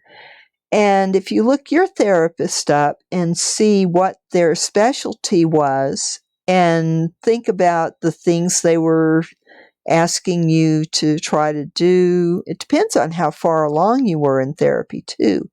So had you been seeing the therapist you had for a long time, or had you just started with her? Because that makes a difference too. If you hadn't been with her a long time, then you might not really have a clue as to whether maybe she didn't have the chance to offer you many things in the toolkit. But if you look over this page, and if it's a little hard to understand, there's I'll put the link here. Let me go back to Twitch. Where is it? Twitch, where are you? I know it's here. Okay. So, well, a lot of them are talk therapies, but there are different kinds of therapies. So, if you look your therapist up, usually they'll say something like, I'm a humanist, or I like Freudian theories, or whatever. And the approach they use can make it can make a difference. But how long were you seeing her? Because if it was just a couple of months or so, then you can't really judge the kind of therapy by how she was doing it. But American Psychological Association types of therapies. Boom. Okay. And I will give you that link. But it is good to read up and see what kind of approaches there are, just for your knowledge. And if that's a little hard to understand, I think the other one might be better. So let's see. Let me put this down here. Oh, Avis, no. We're not going to talk about rental cars. That's totally off the subject. All right. Where's my little notepad file? There it is. Okay, we're going to... Okay, we're going to... So we've been talking about abuse and trauma. So I'll put that there. Just as general approaches, let me go back. And Psychology Today is really good. They're a little more understandable. It's kind of like pop psychology, so I'm not on there a bunch, but they do explain things well. So I'll put them down.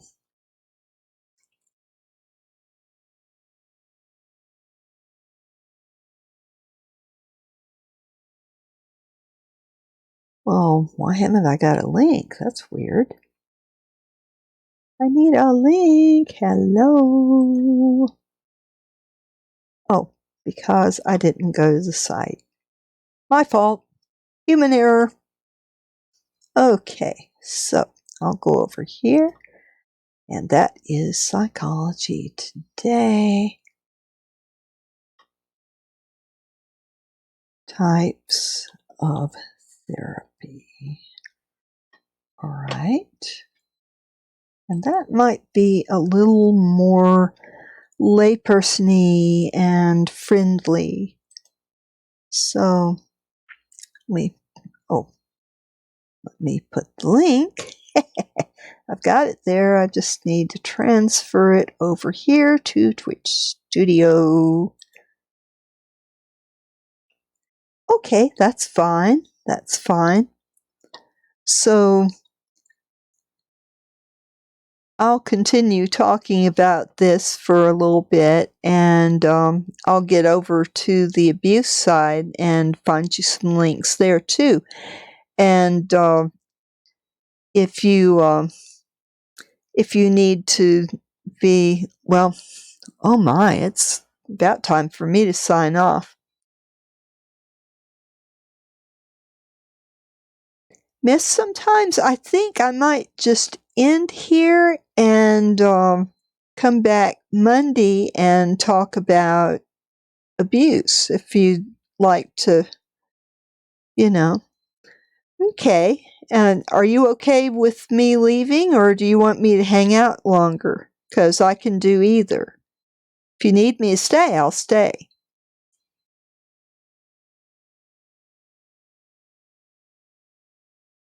So I'll put it that way. I don't want to leave you while you're feeling bad. So if you want me to hang around, I can hang around. And if you're tired and you want to quit, that's fine with me. And it's about time for my stream to end anyway. So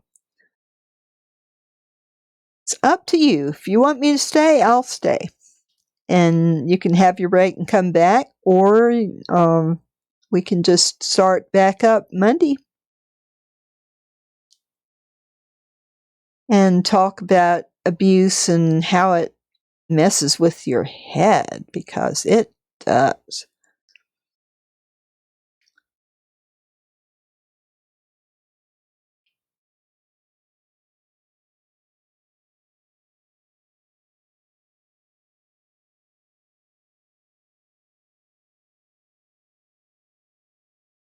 And I'll wait around a little bit longer.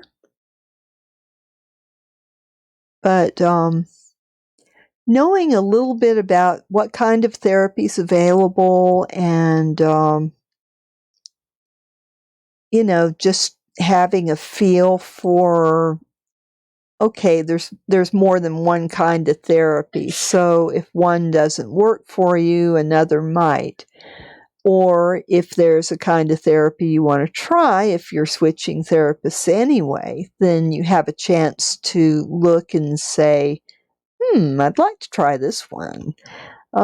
So if I was going to recommend a kind of therapy to you, I would recommend the CBT, the cognitive behavioral therapy, because it works very well when you have behaviors that you want to change.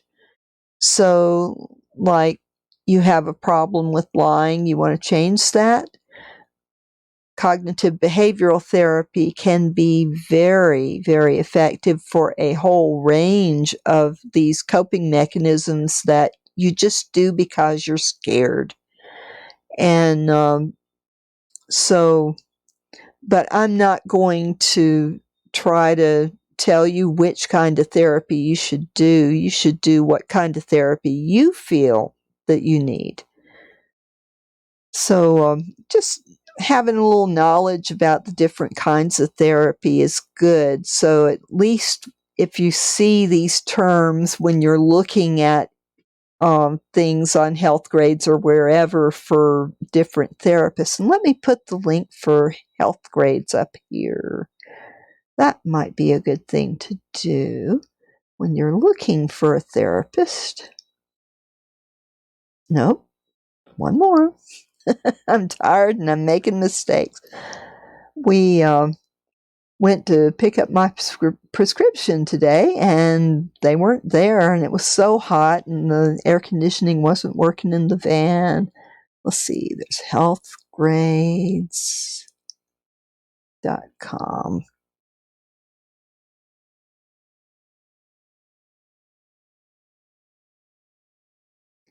This is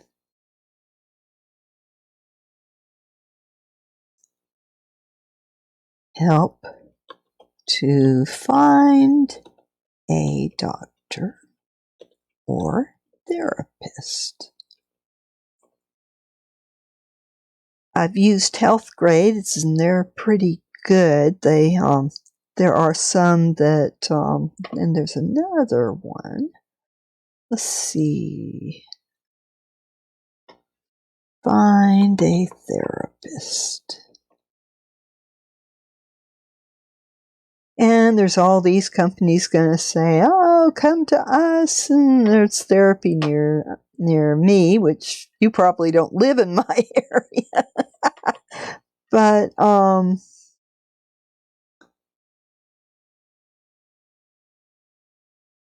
this looks like a site that's especially for finding a therapist. So let's see, telehealth therapists, and it goes over the different kinds of them and locations. This looks pretty good. So I'll leave that link.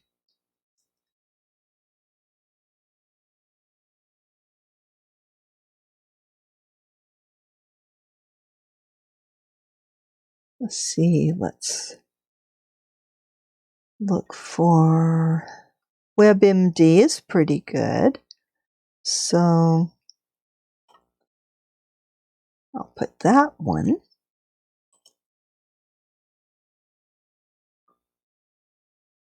WebMD can be pretty good. Their symptom checker is terrible, but their articles are a lot of times easy to understand and pretty good.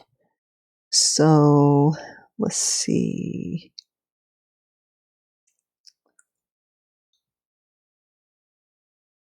Let's see. Or find a doctor. Reviews. Reviews are important because, okay, health. What's the best site for doctor reviews? Let's see. Oh, there's a lot of them. Oh my gosh. Let me find a good site for. Let's see.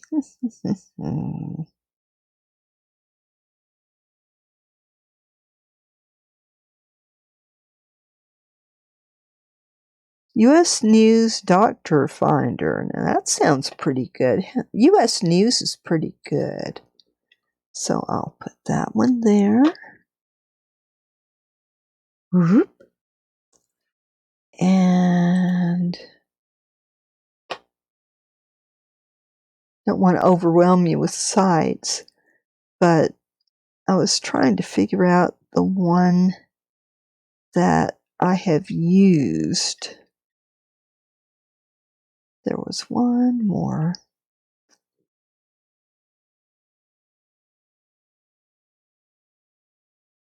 Well, I am not finding the other one. They may have gone out of business. That's sad, unless it was Helpline.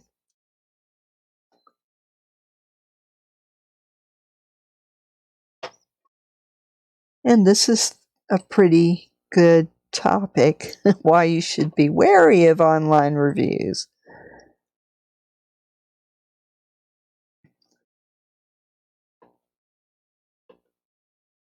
They can be kind of a guide, but you shouldn't take them for absolute truth.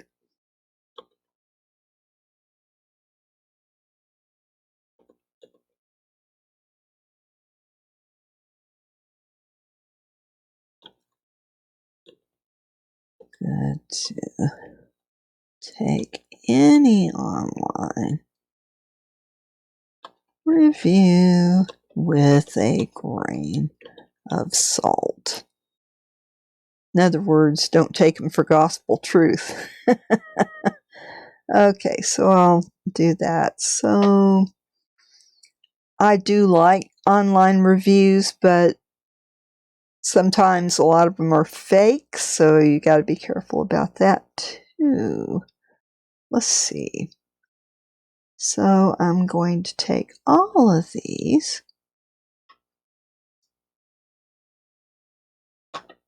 and put them in the chat so you can have them.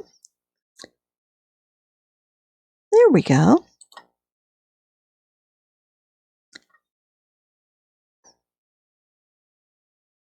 Oh.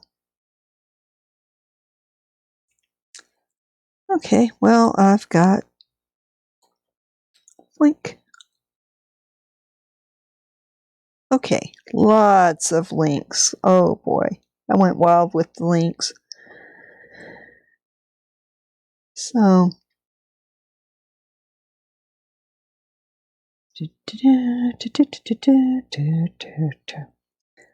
alright, so I want to go here and I'll end my long list of review sites is with this so that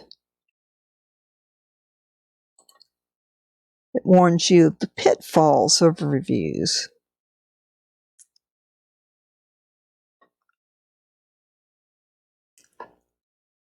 I have used health grades with good success, and it's my favorite.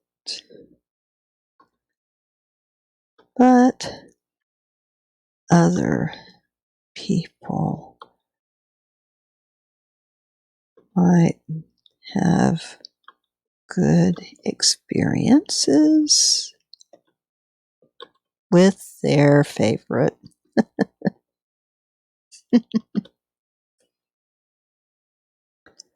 Okay, so there's some just general things about types of therapy and some good sources to find a therapist in your area.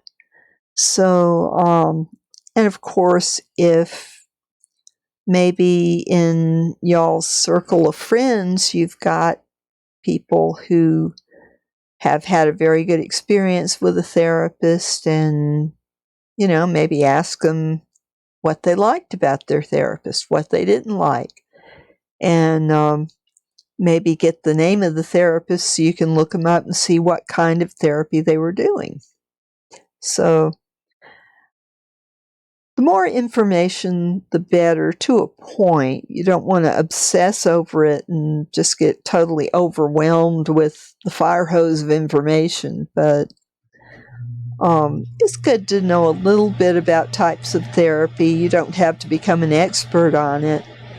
And it's good to know what different kind of therapy that the person you're considering going to likes, so that you can kind of match up the kind of therapy you want with the kind of therapy you get.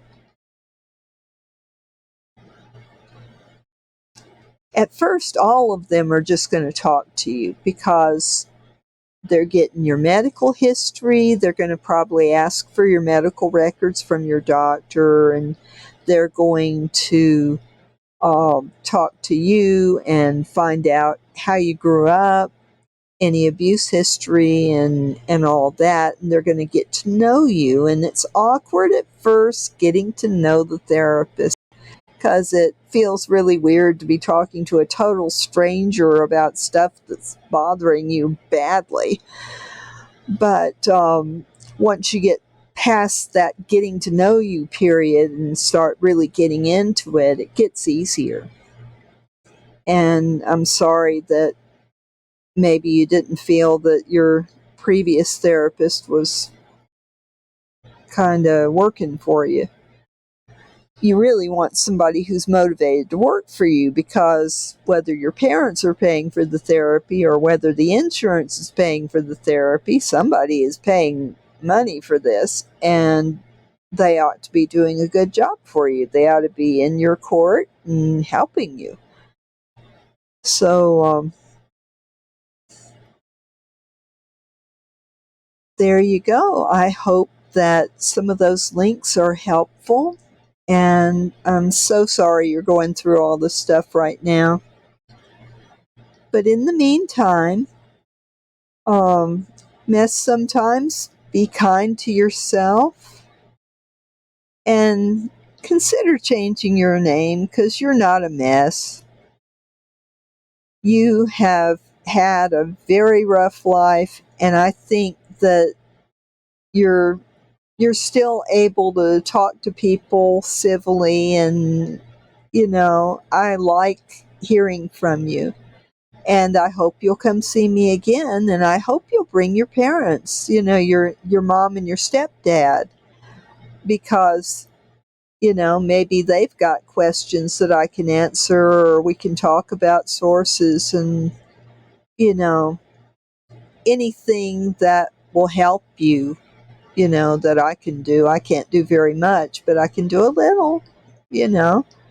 So I'm always open to anybody who wants to come with somebody who's coming to talk to me. Everybody's welcome at Granny's. So take care. I'm not seeing you asking me to stay, so I think at this point I'll just say good night, and I will be back Monday night, and we'll talk about abuse, because that's something that really needs to be talked about. So we'll talk about that, and kind of talk about some techniques that you can use while you're between therapists. And this might help a lot of people. So we'll talk about that next time. And in the meantime, I'll be praying for you, buddy. I hope that you get through your weekend okay, and I hope that you're able to make some friends who are going to be true friends, because that's so important. You really need friends who are in your corner, in your camp, and it's very hard to break out of these harmful patterns. So try to be patient with yourself. It's going to take a while. It's not going to happen overnight, nor should you expect that you should just magically be strong and just quit lying and quit acting out, because when you have abuse in your life and it's still fresh, it's a very difficult time. And I struggled with it. I struggled with it all the way through school. And it was just really, really hard for me to accept that, you're supposed to be able to trust your dad. And, it's really easy um, to criticize somebody who's acting out. And a lot of times, kids that are acting out are targets for abuse. And it's not that you're a bad person or that you did something wrong. That abuse was done to you. You did not cause it. You did not bring anything to the table that caused it. So it takes a while to realize that. And I mean, you can realize it up here, but before you realize it here, it's really tough to just not be able. You don't think that you can be good. Something like that just tears your self-esteem down to the floor. So you need to rebuild your self-esteem, and it's not a quick process. But as you start to replace some of that self-talk with understanding and love, then it will tone down.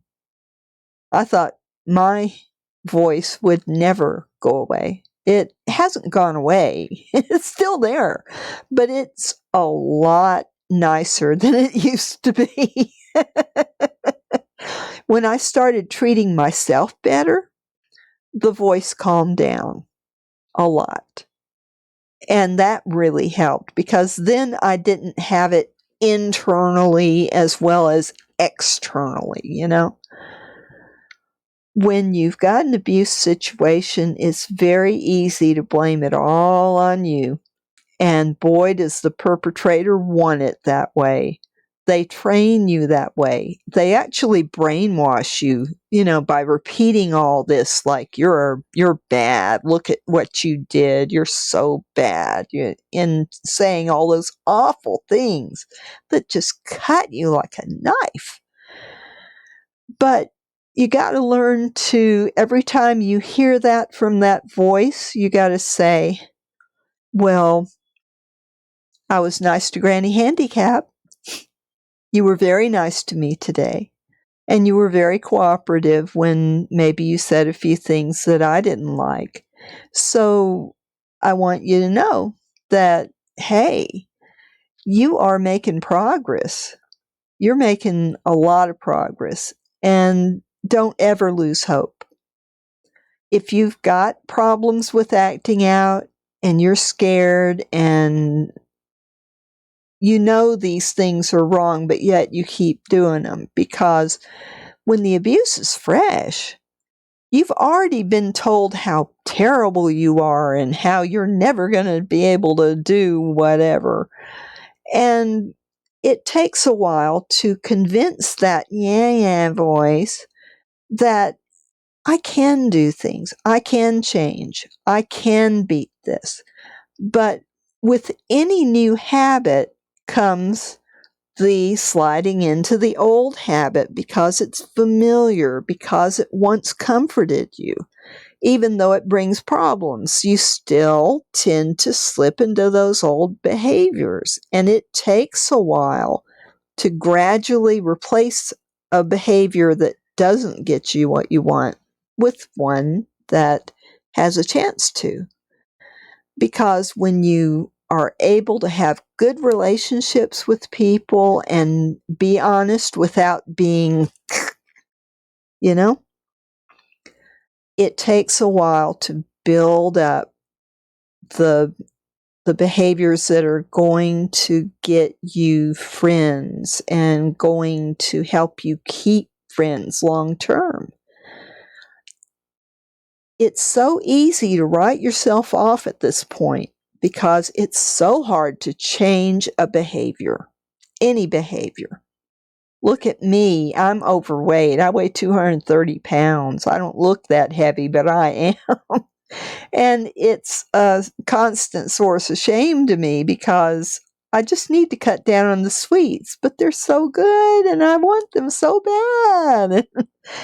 It takes so much motivation to break a habit that is self-defeating. For me, it's sweets.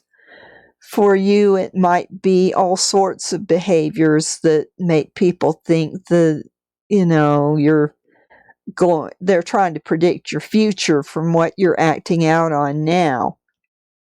Your future has a lot of hope. And the things that you are doing now that are self-defeating are changeable.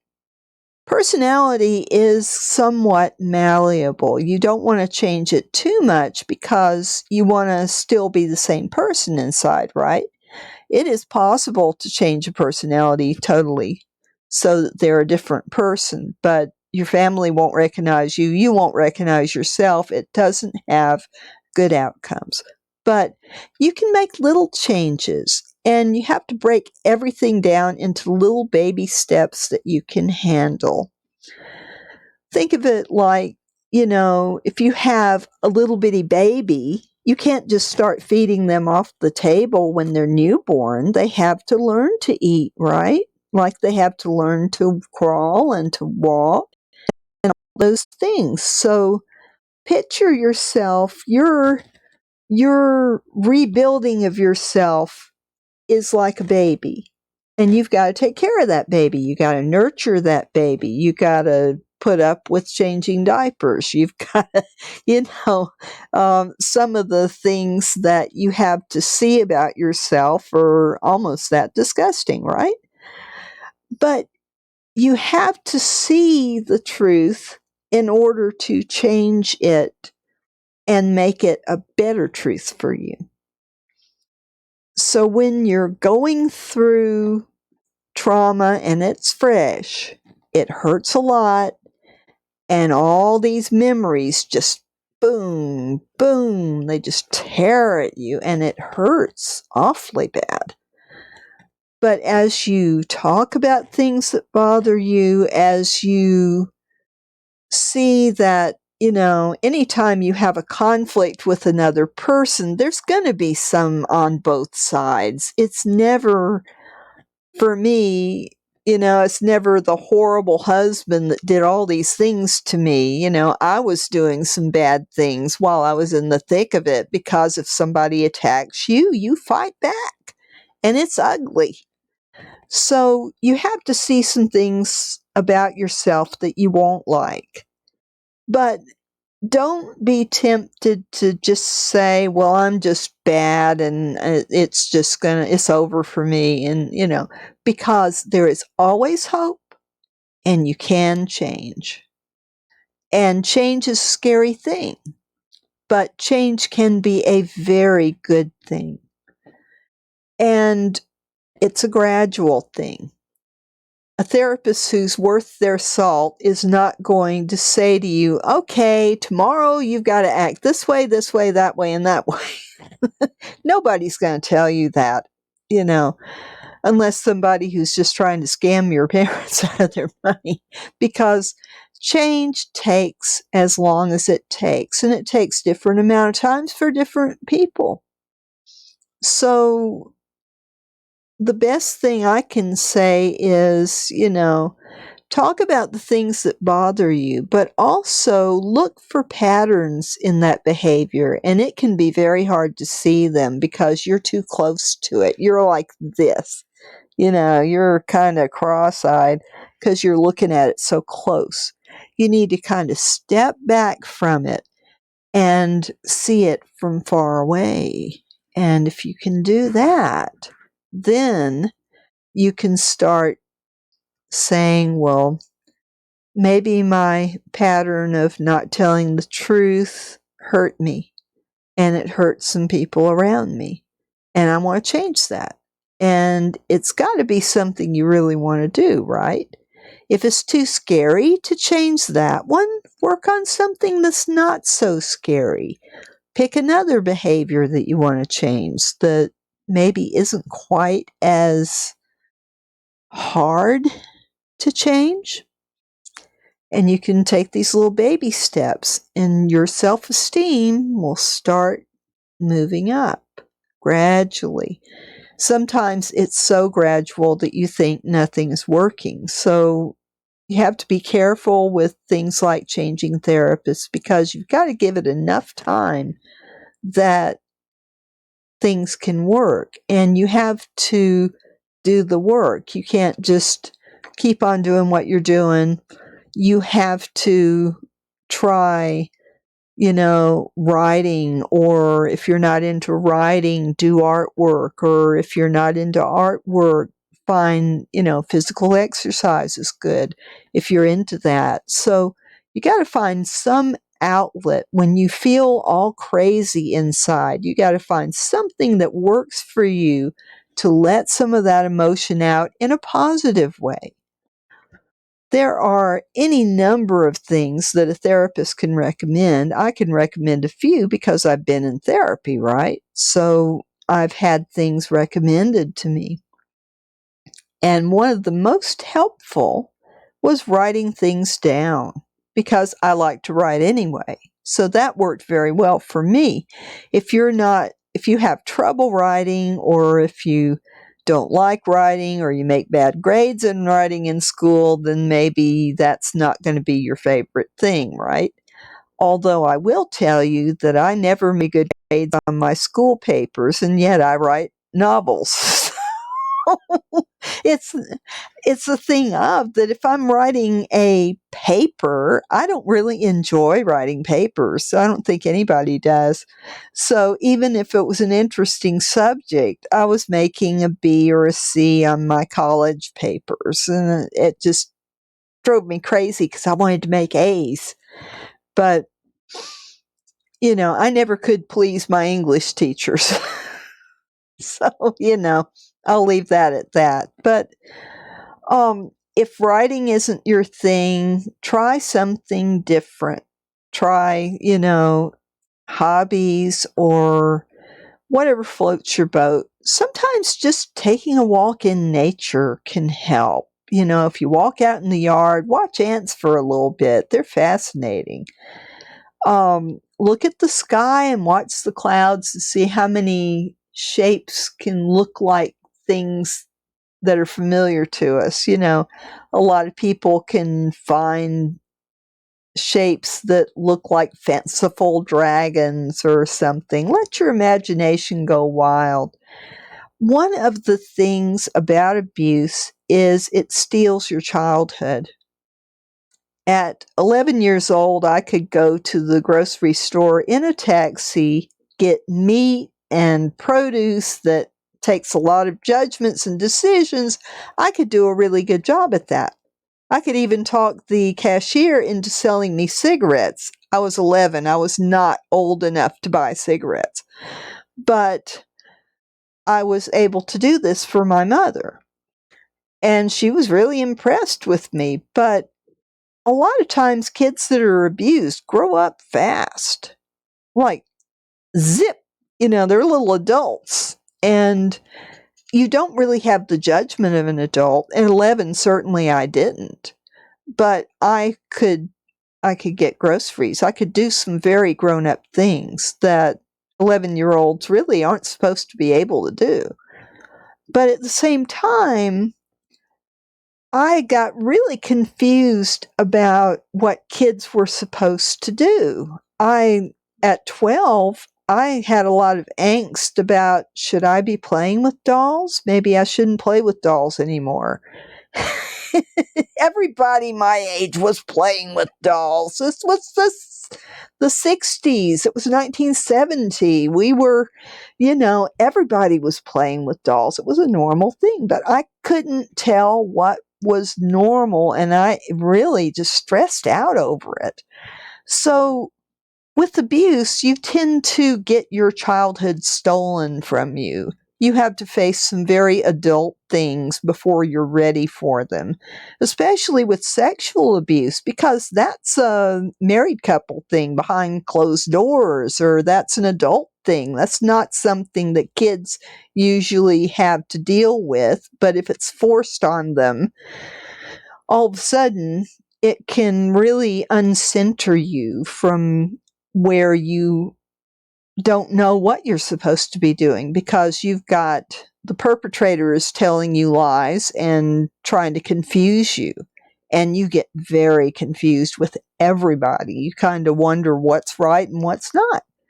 So abuse just destroys your childhood, and sometimes it can be good to revisit childhood as an older person. So, what was something that you used to enjoy when you were a kid? Surely there's something in your childhood that you did enjoy, if it's playing with dolls, or if it's, whatever it is, or just going outside and just experiencing it as a child. This is easy to do, and it doesn't appear like you're acting like a little kid. You can go out and you can say, all right, I'm whatever years old. I'm going to experience the sunshine on my face if it's sunny or if it's rainy. Maybe you're going to go out in the rain and let it fall on you. Or, if you've got an umbrella, maybe you're going to twirl your umbrella. But if you want to experience things like a normal child does, everything is joyful. Rain falling on your hand just tickles you to death. Some kids don't like it because it's cold, but if it's a warm rain, you might stick your hand out there and let the rain fall on it and just listen to your body, what it feels like, how it feels when the rain drips off your fingers. And if it's enjoyable, keep doing it. If it's not enjoyable, find something that is. I used to love to play with snails. I'd let them crawl over my hands. I didn't like the way my hands smelled afterwards. But, or if you've got a cat or a dog, or if you've got a friend with a cat or dog, doesn't mind you coming and petting them, petting a dog or a cat is so soothing. As long as it's pleasurable for you and pleasurable for them, just petting them just like a kid would. A kid's not going to go for swimsuit areas. A kid is going to pet the back or the sides of the face, above the nose. They're going to pet the head and the neck, maybe rub the neck a little bit. They might run their hands down the legs and the paws, just innocent pleasure. It's pleasurable for the pet and it's pleasurable for you. There's nothing dirty about that, okay? I'm not talking, you want to be if you want to have a good relationship with the pet, you don't want to hold them when they want to go. You want to make sure that it's a pleasant experience for them so that they'll let you pet them again. So, or if people from the UK say stroke, not pet, but we're meaning an innocent touch, okay? I like to grab my cat's tail. I don't pull on it. I just run my fingers down the length of the tail. She loves that, and I love it because they're so soft and they've got such pretty fur. We've got 2 cats that are twins, and one has a black tail, and that's Lila, and one has a stripedy tail, and that's Corrine. But they're both like a fall day walking, they're torties. So their tortoiseshell cats have brown and black and a little light color, maybe a little cream or beige in there. And they have all these interesting patterns. One of our cats, Lila, looks like she's got a checkerboard face. She's got a stripe on the side of her nose, and half of her muzzle is one color, and then the other's black. And so it's interesting to look and see how many patterns I can find in her fur while I'm stroking her and having a good time just being together and listening to her purr. And if you've got another kind of pet, however you interact with that pet and enjoy that pet, that can be a childlike experience. If you haven't got pets, you might try getting a butterfly to crawl on your finger, or a moth, something that won't hurt you. And it's hard to pick them up without hurting them, but pretty much any bug that you want to let crawl on your finger, if you let it crawl up itself, you're not going to hurt it. So the important thing is to be kind to whatever animal you're interacting with, and don't interact with any wild animals that are dangerous. So don't try to pick up a wasp. Please don't try to, if you're not sure if a snake is poisonous, don't pick it up. And even if it's not a poisonous snake, I don't recommend handling them, because you could have to go get a tetanus shot if they bite you. So make sure it's a safe animal. It's not going to bite or sting you, and try to leave it better than you found it. And that will help you feel better about yourself, and then you can go back to that yeah voice and say, well, I petted a cat today and had a lot of fun. I didn't hurt the cat, and the cat really enjoyed it. She purred. So, whatever experiences you can get that are innocent experiences that children enjoy. Or you could, if there's a library that you can find online that does a story time, let them tell you a story. Let them read you a story. Try to get into that. Pretend you're little again and you don't know what this is all about, or you haven't heard this book before, and just listen to them read. A lot of libraries have readings of stories that involve the LGBTQ community, so you might be able to find a reading of a book about different families, families with two fellas or two ladies having children and raising a family. And, that would be a wonderful experience for someone who's trans. Here's a story that's about someone like me. Or you might even look in the young adult category and see if you can find a book about somebody, or a movie, or, something that a child would enjoy. Because there again, it's getting in touch with that inner child. And for a trans person, if you're identifying as female, find a book about a trans female. If it's good to have some positive experiences with where you're at. And,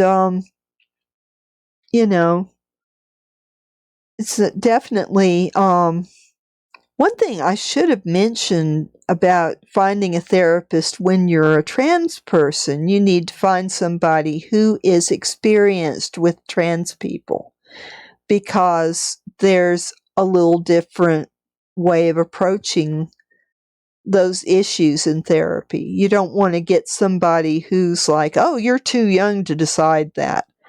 You want somebody who is not just going to all of a sudden slap a label on you either. You want somebody who's going to make sure that you've gone through the thought process on becoming another gender, and that it wasn't a snap decision, and that it was something that wasn't sudden. So there's all sorts of things, and especially in an abuse situation, you want to, I experienced a lot of, I don't want to be female anymore after I was abused, because I felt threatened by my body. I somehow blamed my body for my father being interested in me that way. And it's irrational, because it's not your body's fault. You're the victim here. You didn't choose this. So you want to be careful that you're not reacting to the abuse by saying, well, I don't want to be that sex anymore because that sex got attacked. And really, abuse is an attack. It is an attack on your body and your self-esteem. So you want a therapist that's going to help you work through these feelings and see if, because sometimes teenagers can get gender confused. And sometimes that's reversible and sometimes it's not. If you're comfortable being female, by all means, I'm not saying that you have to give that up. But I'm saying it would be worth working with your therapist. And you've got to have somebody who is open-minded, that doesn't see it as something that's no, this just can't happen, that you need to be the sex you were assigned at birth. You want a therapist that's going to be open to trans people. But as I understand the process, any therapist that helps trans youth will go through this process of, okay, you know, is this a permanent thing or is this a temporary thing because of the abuse? And so I just wanted to make you aware of that it's okay to feel how you feel. I'm not telling you you shouldn't feel how you feel, but I'm saying it is a big choice and that, you know, you need to tackle the abuse issues. And if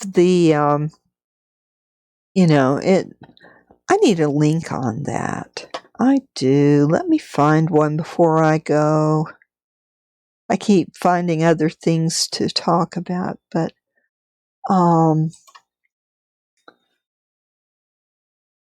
choosing a therapist when you are trans. Yeah. Okay. So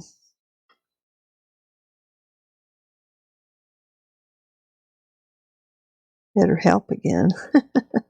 Let's see.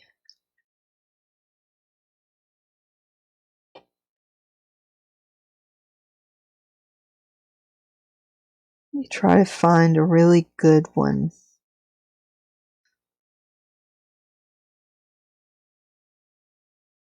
But especially if you're considering like hormonal therapy or even surgery, you want to go through a process before you make that decision. You want to make sure you've got all the information you need. So let's see. What can we do? Let's see.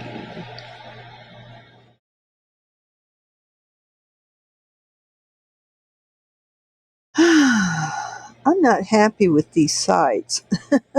They may be fine, but I'm not seeing something that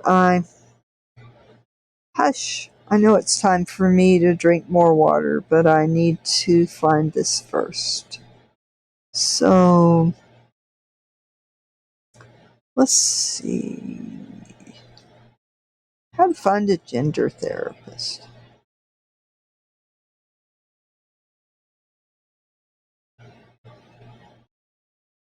Let's see.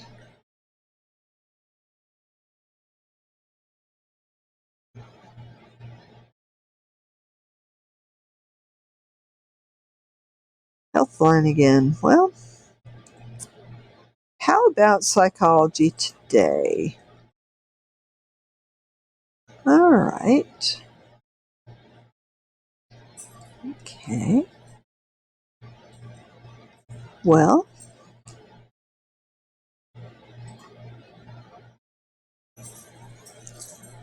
let's add this one more link.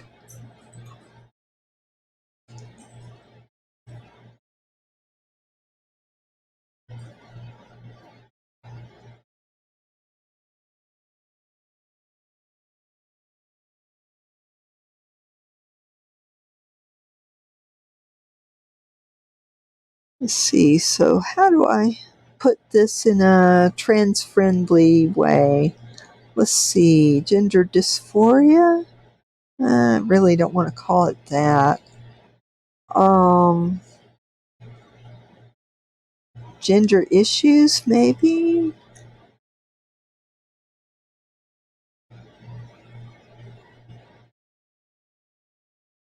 Gender issues. Finding a trans-friendly therapist. Okay.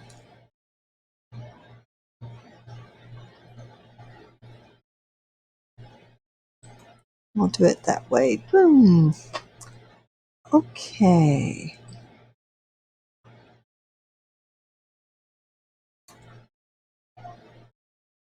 Well,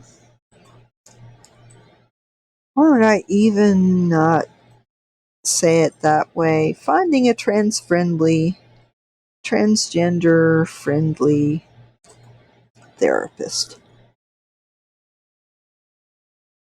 All right.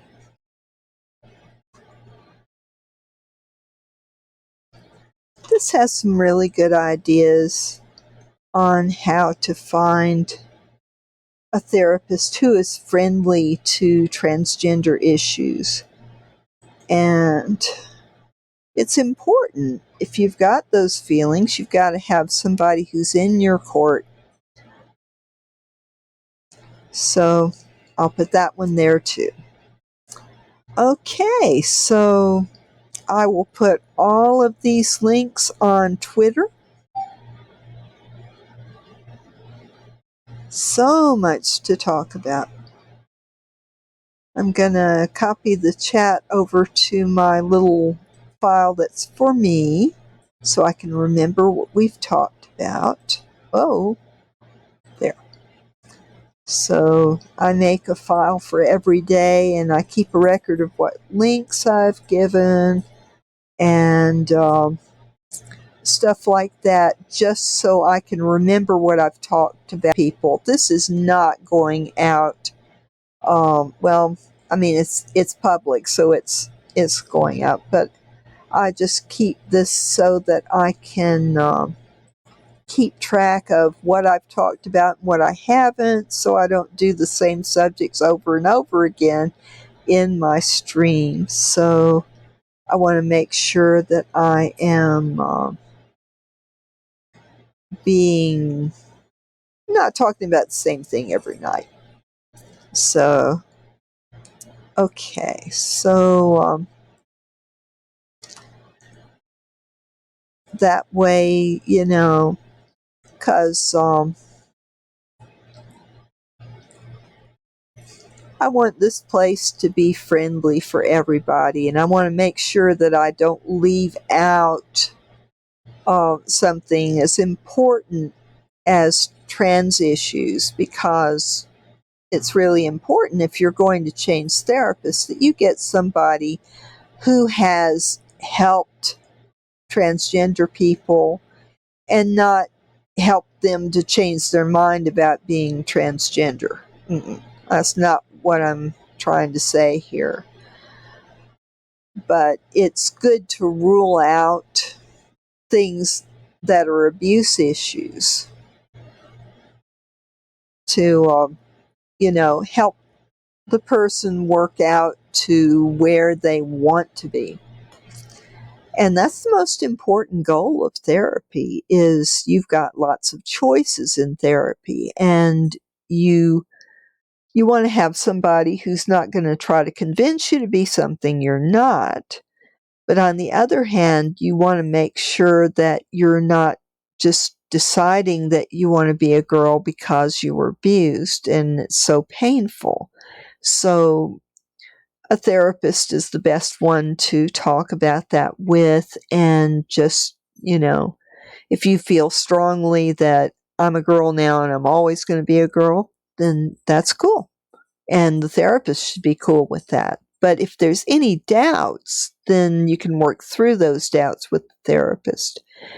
And just to make sure that, we play tricks on ourselves sometimes when we have mental stress and trauma going on.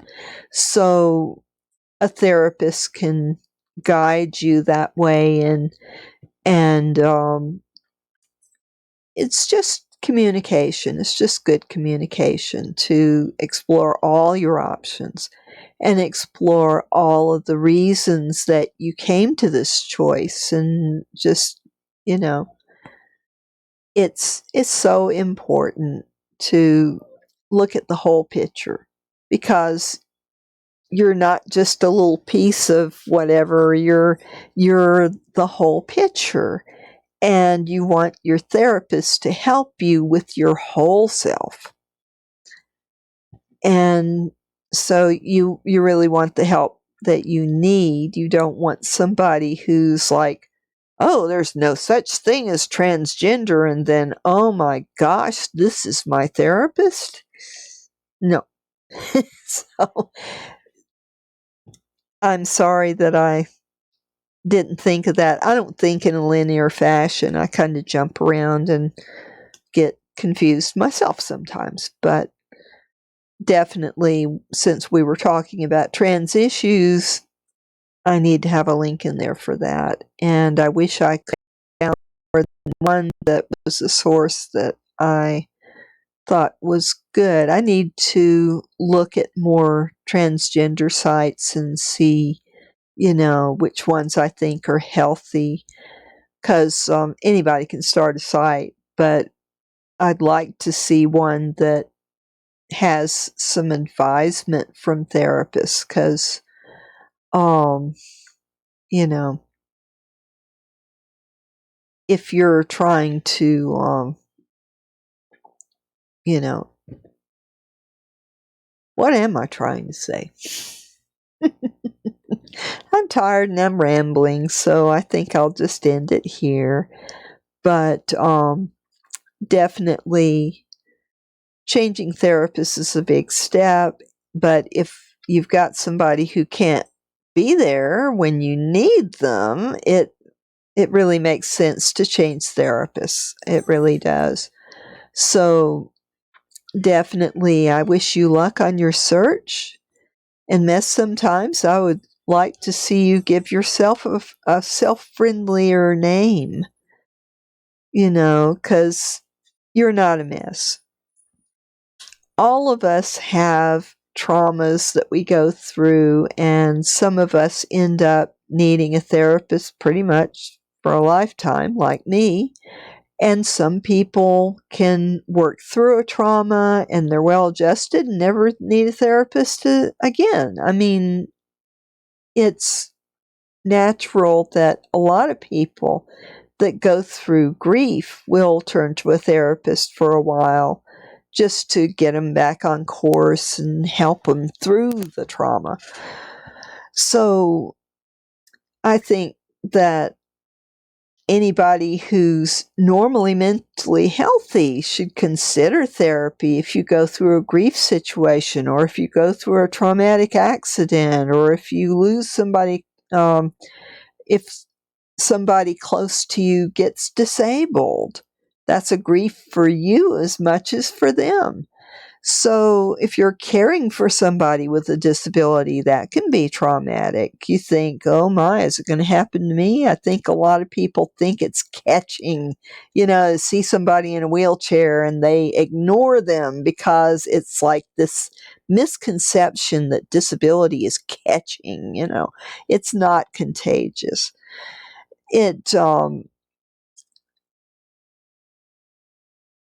If you've got something wrong, you need treatment. And you can certainly be a healthy gay person or a healthy transgender person and still have mental illness from a trauma.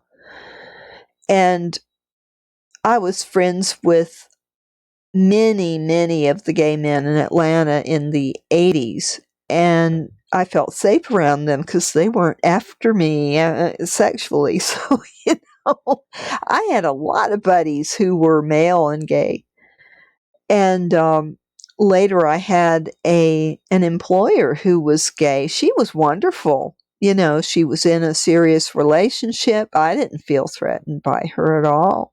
And she was so sweet to everybody and really excellent at her job, an excellent supervisor. So we heteros need to get over it. It's not catching. It's not, it's an alternate lifestyle. And if people choose this lifestyle, it's not up to us to make different choices for them. It is up to us to be loving and accepting of all humans.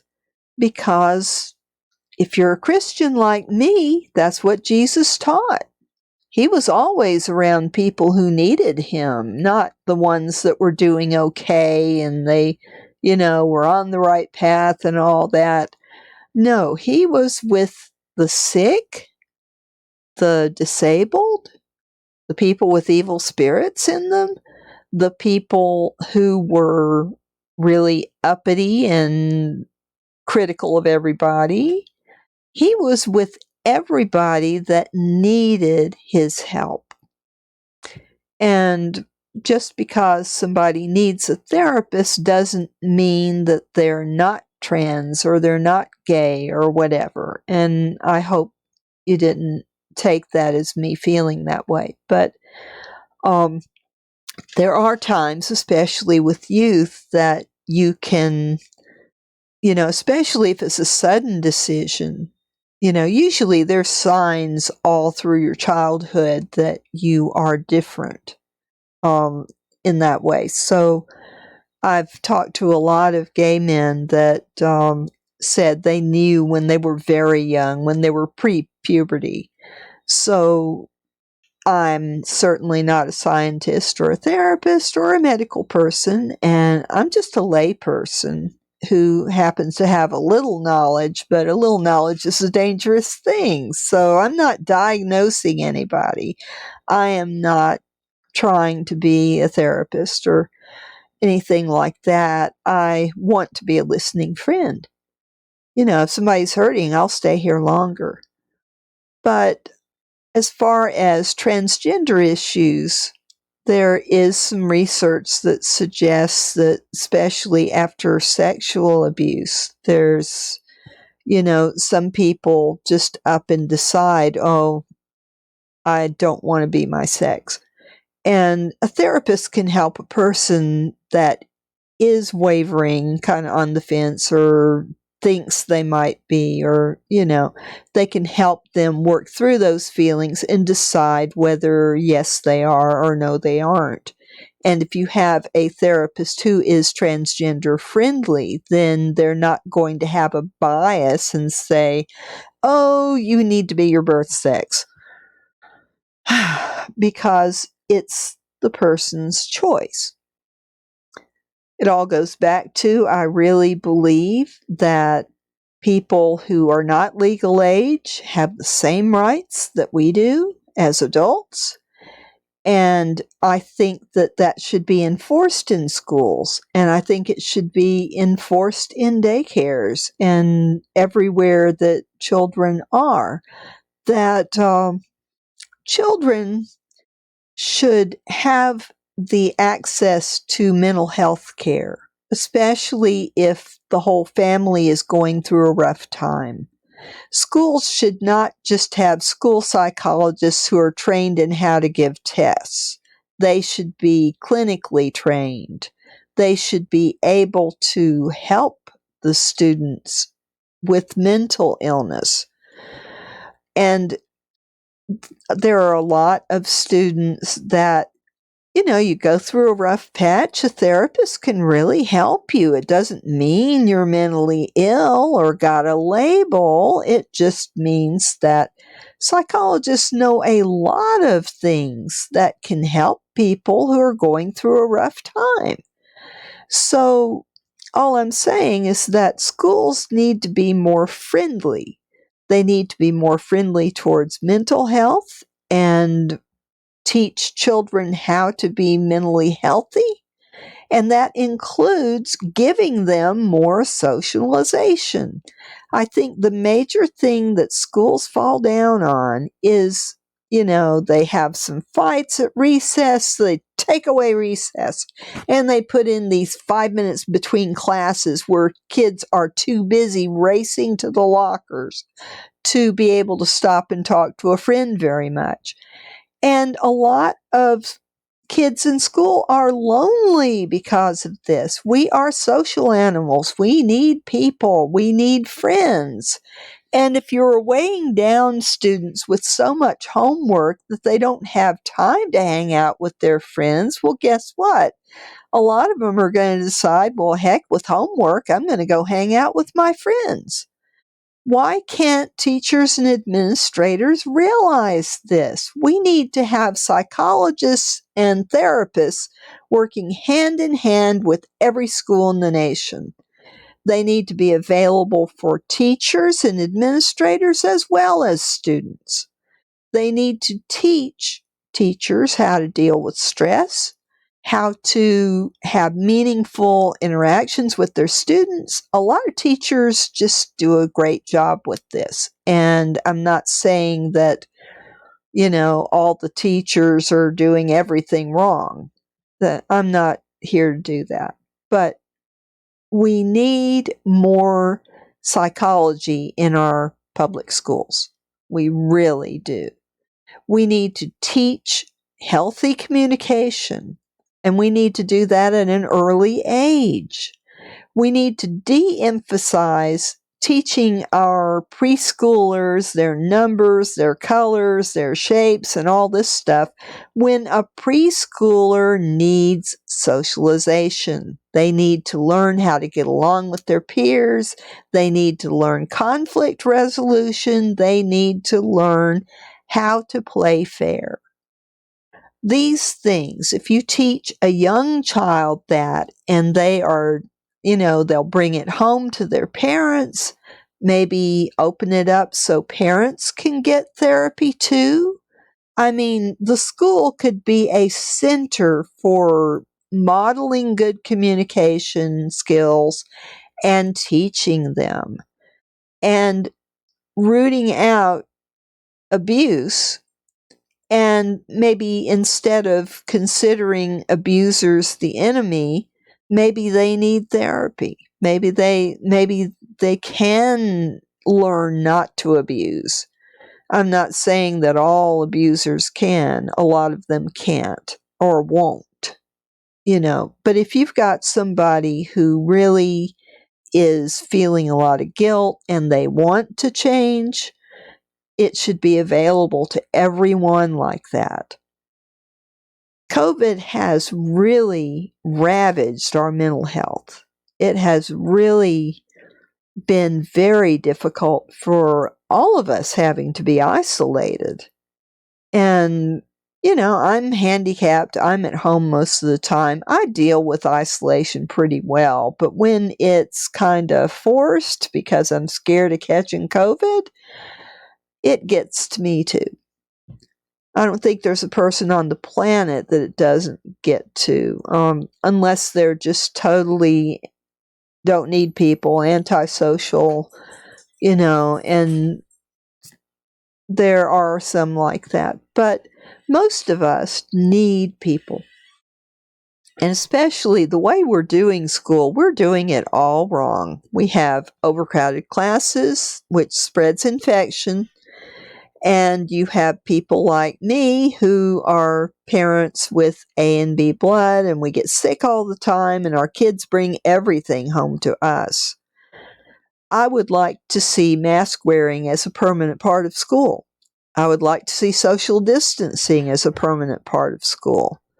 I would like to see sanitizers in the air conditioning at schools and heat, so that you've got either a UV light or HEPA filters or even a combination to combat illness in the schools. I'm not saying that kids should never touch each other. That's baloney, but you need to provide safe ways for them to do it. Provide some PPE for kids. They might enjoy dressing up, dressing up like a doctor.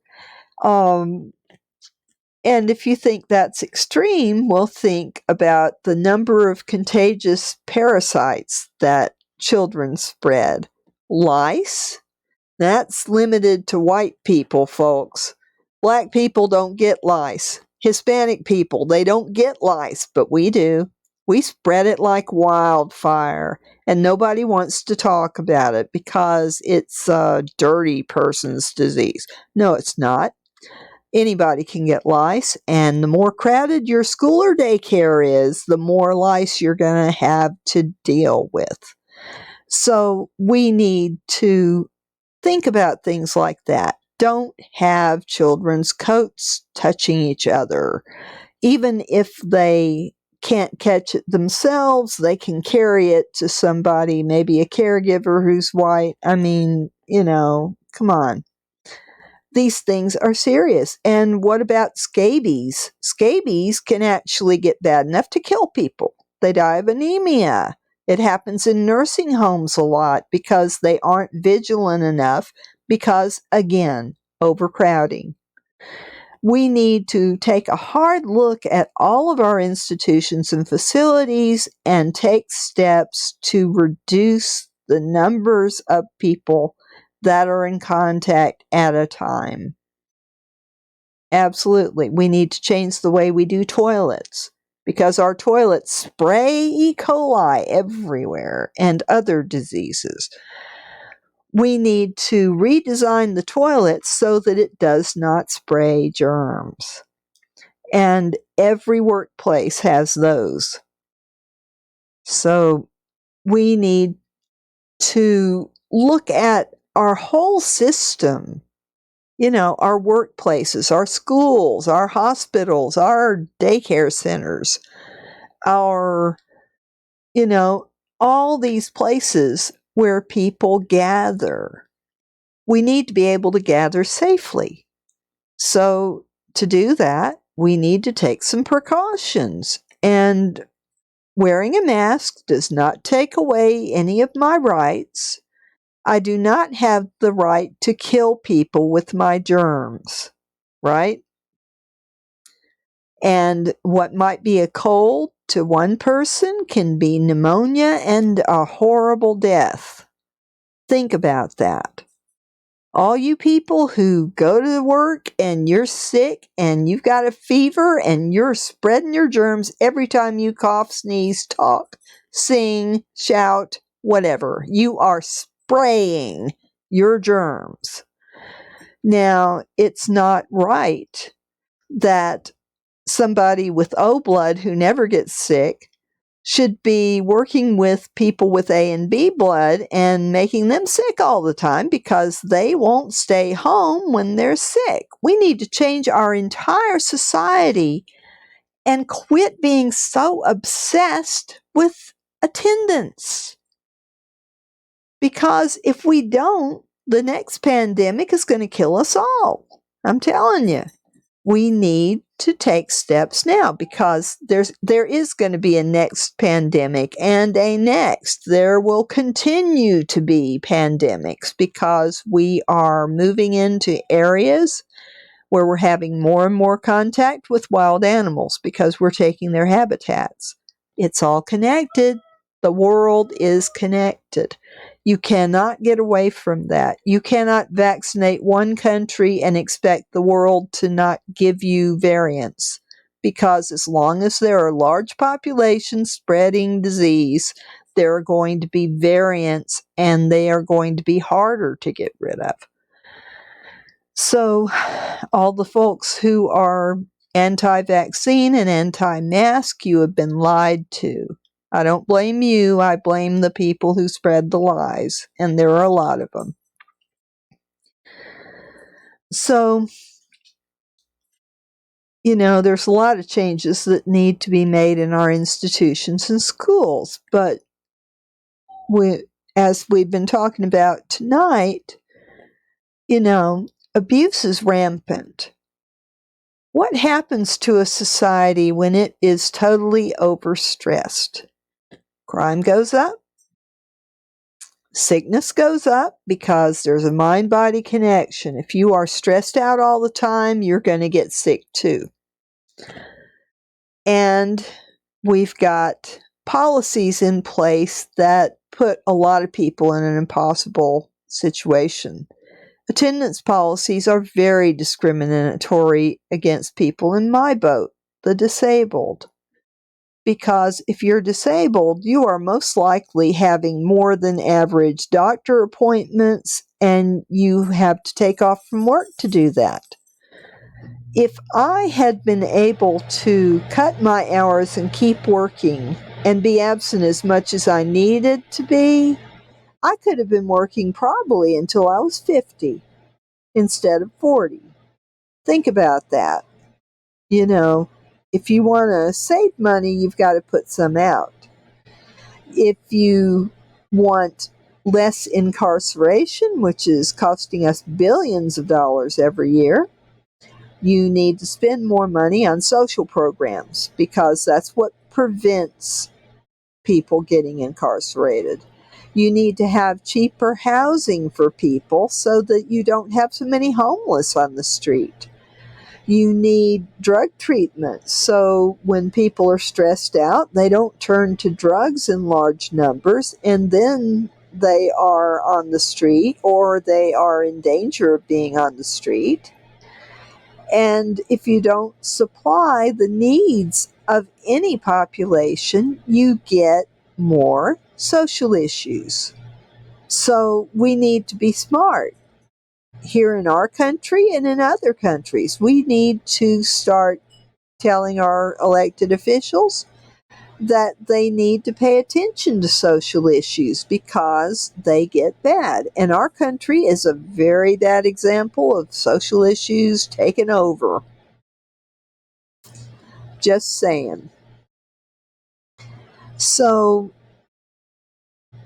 if you're transgender, you need transgender-friendly professionals around you. You need a transgender-friendly doctor. You need a transgender-friendly therapist if you're having problems. And if you're not, you don't need a therapist, you know?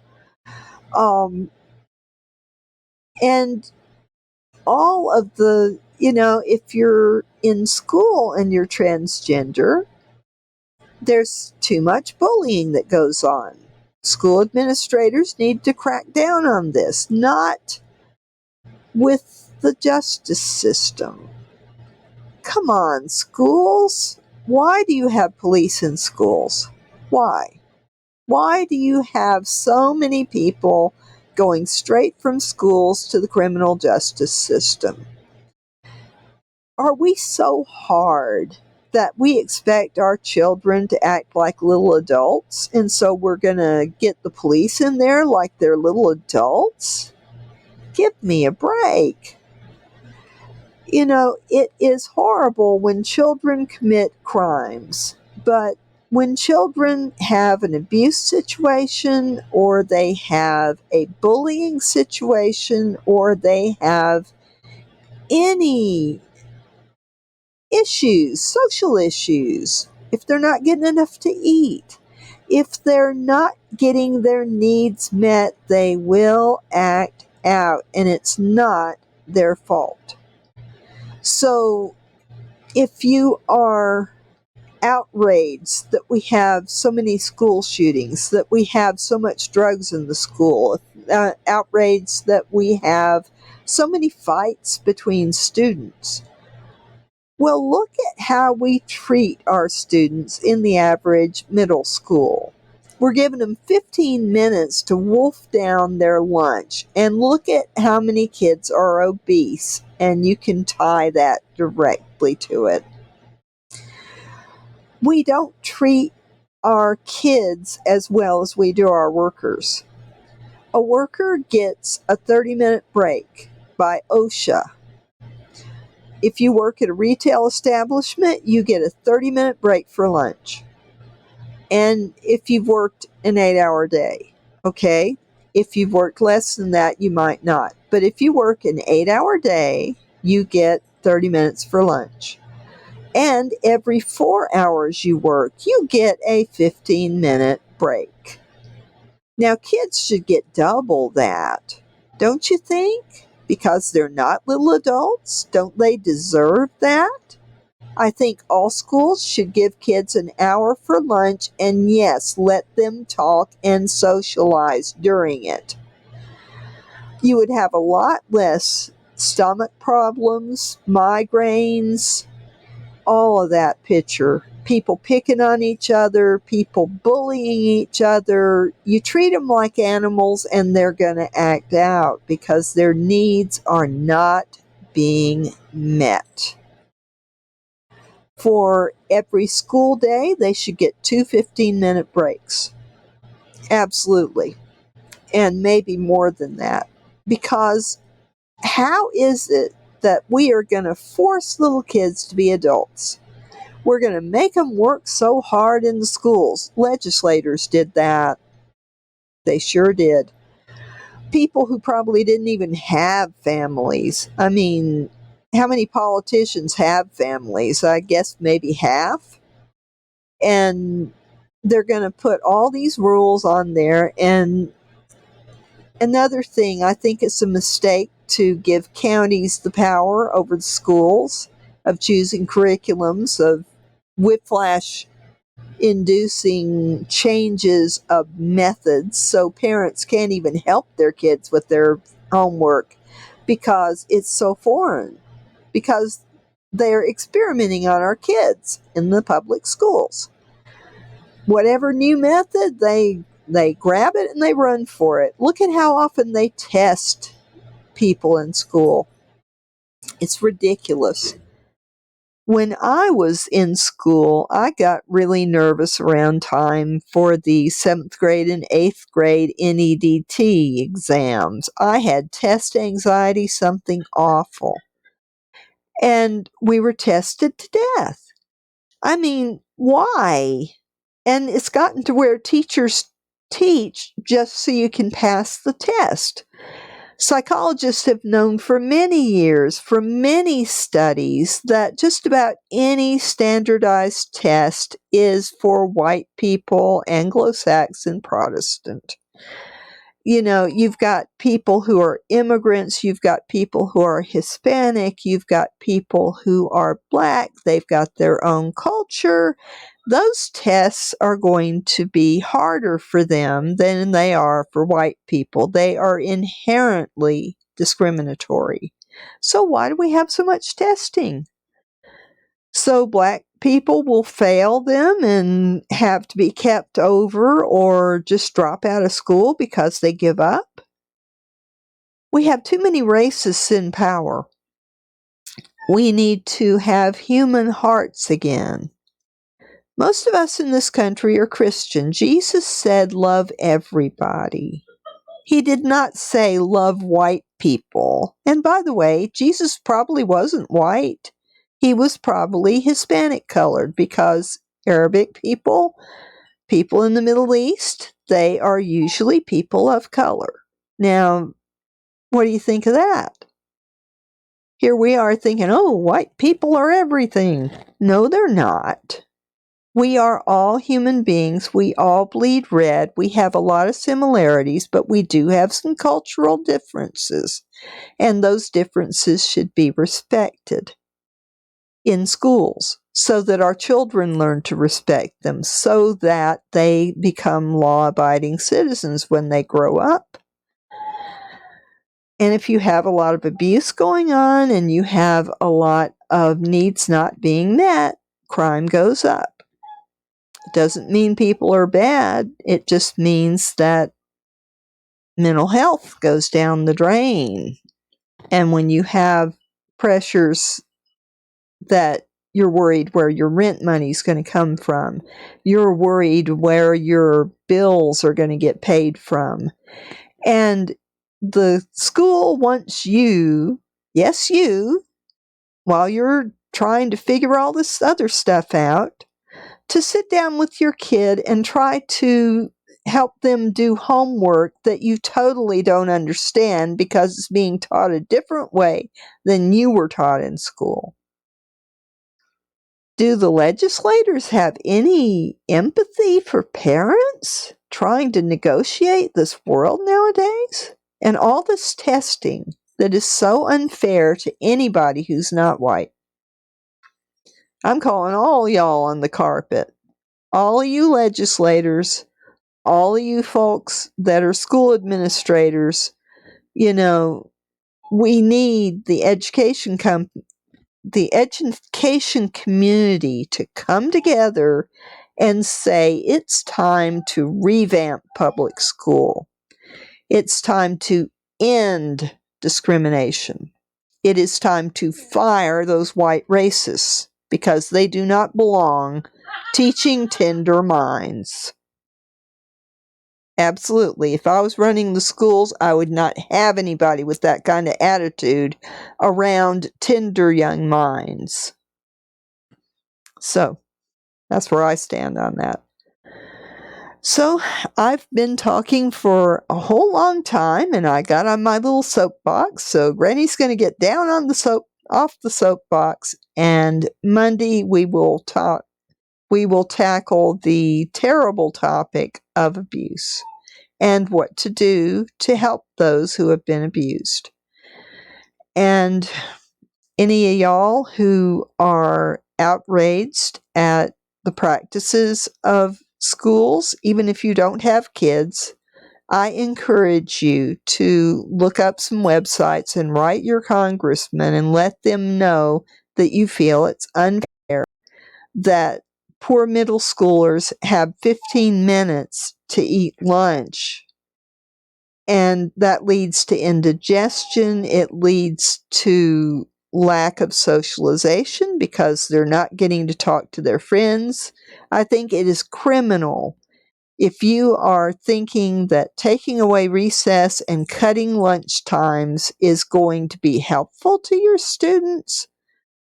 I think y'all haven't talked to a child psychologist lately, now have you? So I'm going to leave you with that thought, and I'm going to, I need to do a cast on transgender, and I need to learn more before I do that. But in the meantime, there's a lot of topics we haven't covered that we need to. So I'm hoping for more participation. Please come on over to Granny's house and let's sit down and talk. I am ready.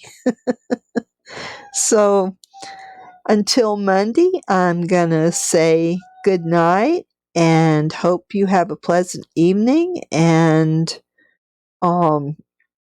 if you're looking for a therapist, I've given you some good sources there, and there are more. There are a lot more than I've given. So just do a search, but beware of companies that offer therapy, advising you on therapists.